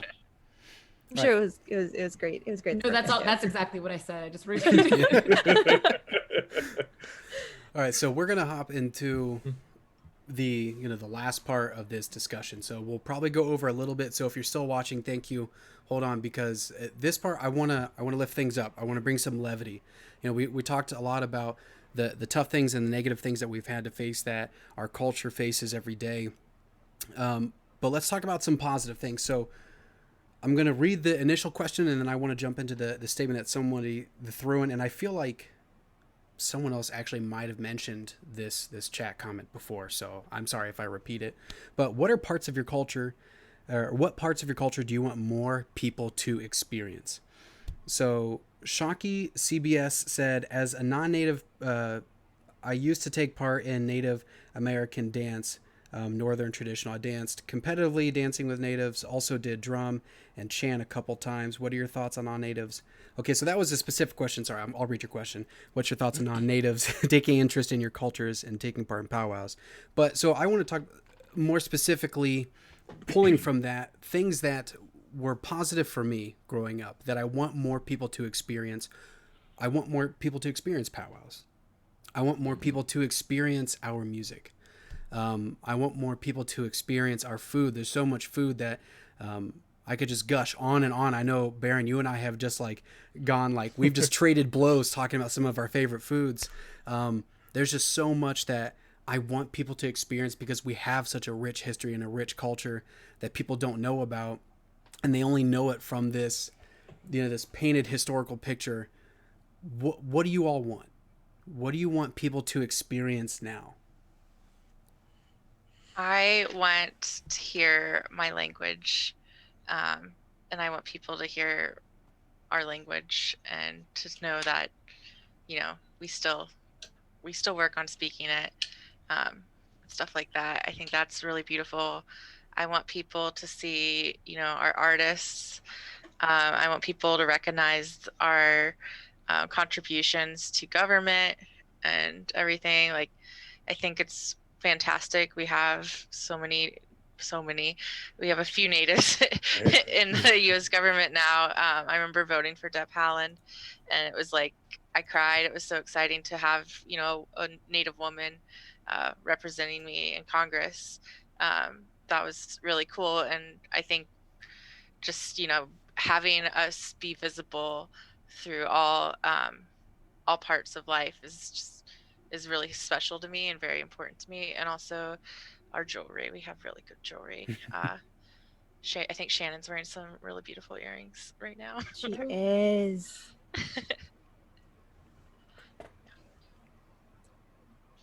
Who's next? I'll go.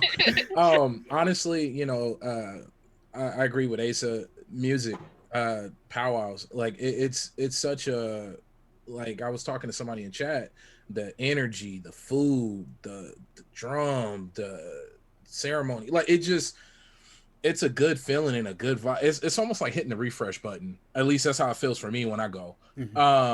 And just being a, you know, and just to know we're real, like we're not a myth, you know, we're not, you know, we're not just Cartoon character. yeah, we're not just some extras, like we're real people. And we're out here. You don't have to look too hard, but we are there, especially now with the internet. But really, music and food, of course, like it just, that's something that I think with all cultures, uh everybody loves to exchange music and food, and that's, I feel like it's the safest, you know, without, you know, infringing too far on people, is exchanging food and music. I would agree with both of you, Miranda and Baron. Um, and like for me, if I could share something, it would be the sense of love and family and community. Because the thing is like when I did the Miss Universe pageant when I was younger, I was the first person to do it in Canada to compete, and literally my community got together, like did a bingo, raised money for me to be able to compete. And so the thing is like when there's someone in trouble, like in my tribe, we all get together. We still like hunt and we still share our food with the elders and people that are poor. Like we still like when you go back home, you're home. And so I wish like I know like food and music and that's like all that is great, but the thing is like I wish people can experience the same thing that we experience that come from like tribes, because like for me like I always feel loved and welcomed when I go back home. The sense of like community and like being there for one another, it's so powerful. And you can like for me I can trace my lineage all the way back. Like we have it in our tribal, like our band, they call it band office, I think in America it's tribal office, but our band office we have like we used to have a like a lineage that went all the way around on the floor where you could see where my grandma, my grandpa, my like all that, you could just trace it all the way back. So for me I guess it would be the sense of community and love. And yeah, there's like drama, like we just voted in our chief and council. I didn't get my ballots. If anybody's watching, I didn't get my ballots. But the thing is, you know, there is drama. Like I will say that, and like there's all the things that come with family. You know, fighting, all that stuff. But the thing is, a sense of love and community is like knowing that's my place. I'm going there next Monday, and I just can't wait. And I have to like quarantine for 14 days by myself in a freaking cabin. But then I could see my family. But the thing is, like I have a place, like a home, and so I guess it's the value of a community. Yeah, I think what I'd like is, you know, the dancing, the powwows, Ultimate Warrior, Native Relay, all of that is really good. That feeling I get when I go back to Crow Fair and I see all those teepees, and I hear like grand entry starting, and I get goosebumps. I literally get goosebumps every time. I feel a little like emotional. I feel like my heart starts to beat a little bit faster. Mm-hmm. That's something that feels good, and I think people should feel that as well. Also, I think that they need to see the resilience of you know, us today, and how we gotten through all this stuff, and how a lot of our culture is still alive and surviving and thriving. And that's something that is worth paying attention to, and it's worth something. It means something. It's sacred. And so I really think that people when they see it, they feel it, and they want to be a part of it. You just have to be exposed to it. So yeah. I think we should, for how many movies are about us and about our people and stuff, it's always like Dances with Wolves, like you said, or it's like Hostels, where it's the white man coming to save the day. But I really do think that there's like not enough representation of cool, historical figures like, you know, Sitting Bull and Geronimo and stuff like that. And I feel like that's something that should definitely be. I'm just a history buff, I think. I just really like history. Yeah, I want to see contemporary natives too, though. I mean, that's what one of the first movies I did was Skins. That's about a native community now today. I mean, 2000 or whatever that. But I just don't think we have enough of that. I'd like to see more of that reservation humor. Like that just being on a res cars, like the whole, just the whole feeling that you get when you go there. That is worth something. That is interesting. There's stories there. There's comedies, there's dramas, there's tragedies, there everything that you can expect is there. So I feel like we need that, a lot. Sorry to cut in again. No, you're fine. Okay, we're wrapping things up. I'm gonna try really hard not to get emotional. I think I've done really well this whole time, but more specifically to the five of you, I just again want to extend that thanks. So I'm hoping that by the time that my son is older, there's going to be a lot more. There's going to be better representation. He's going to have more things to look up to look forward to. But I'm really, really excited for him to watch this back and to see all of the strong voices just out there, not even just in the game industry period, but just the strong native voices that are just on this panel. And I want him to feel encouraged to, explore those roots himself, and to look to see who else is out there. So thank you so much for speaking up for. And there's so many people who are doing so many great things that aren't on this panel, who deserve to have their voices lifted up, who aren't being lifted up. So again, if you're out there and you want to support people and you want to make this important like it is us, like look these people up, go support these people. I don't know, Miranda, if you can share that link again, but like go and search these indigenous game devs. And I don't know if it's already out there, but I'm feeling pulled now to create a list of native and indigenous people period in the game industry, not just game devs, but content creators and writers and voice actors. So that not that we need another registry, but I want another list of us for people to find. So when those big box companies are looking for people, they've got a list that they can go to. So they have literally no excuse. It's right here. There you go.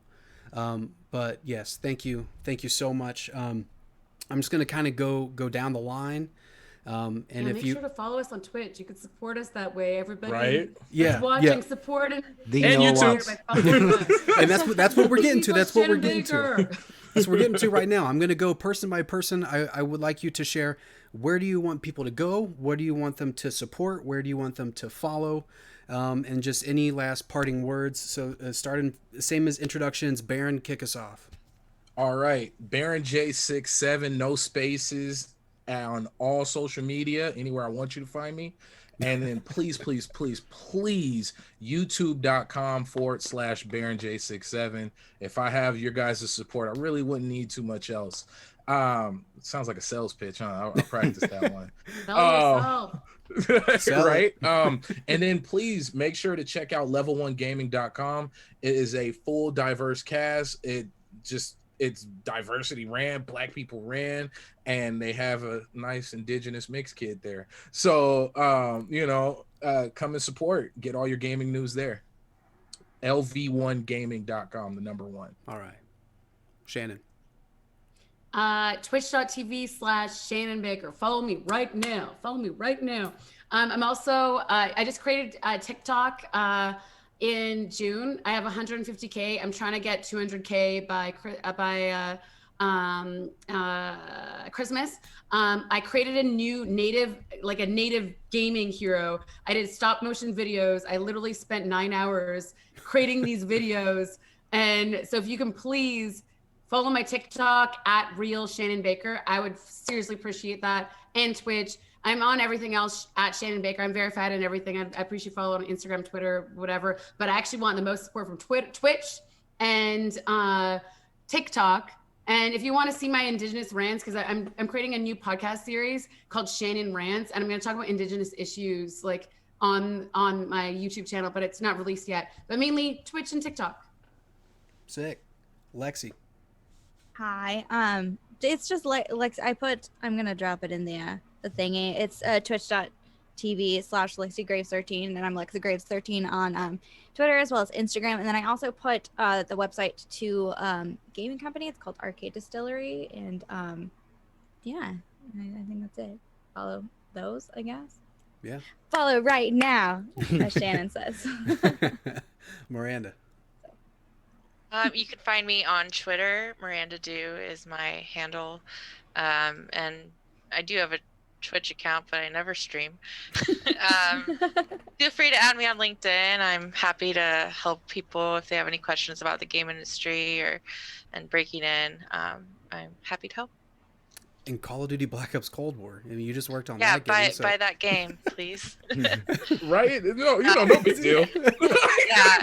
I play sometimes, but I don't remember what my username is, so I'll have to look that up. I mean, you only helped make the game, so come on, people, buy that game. Let's go. Noah. Oh, okay. So on Twitch, I'm the Noah Watts. On Instagram, I'm the Noah Watts. On YouTube, I'm the Noah Watts. I am the Noah Watts. So you can find me if you just put that in there. And also, I have a band page on SoundCloud. You can look for Nickels and Bones on SoundCloud, or if you look me up on iTunes or any other Spotify or any stuff, I have albums up there as well. So go follow. And if you want to follow me, you can find me at agreenriver07 on Twitter. And then, if you're watching this on twitch.tv/Borderline Entertainment, you're already in the right place. Make sure that you follow there. And you can follow BLE on just about any other social media platform as well. Continuing to work to uplift voices and to put out good quality content. But thank you again. Thank you, everybody. If you're watching this live on Twitch, if you're watching this on YouTube later, I'm going to try and put that up this week, but it's a busy week. It's a busy week, but...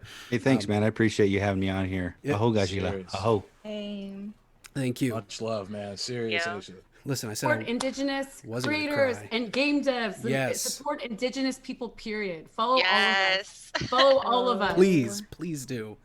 But listen, it might be the end of the month. It might be the end of Native American Heritage Month, but it doesn't mean you have to stop celebrating. So continue to celebrate these cultures. Like Shannon said, please go support these creators. Check out the links that everybody is sharing in the chat. Support these amazing people and so many others.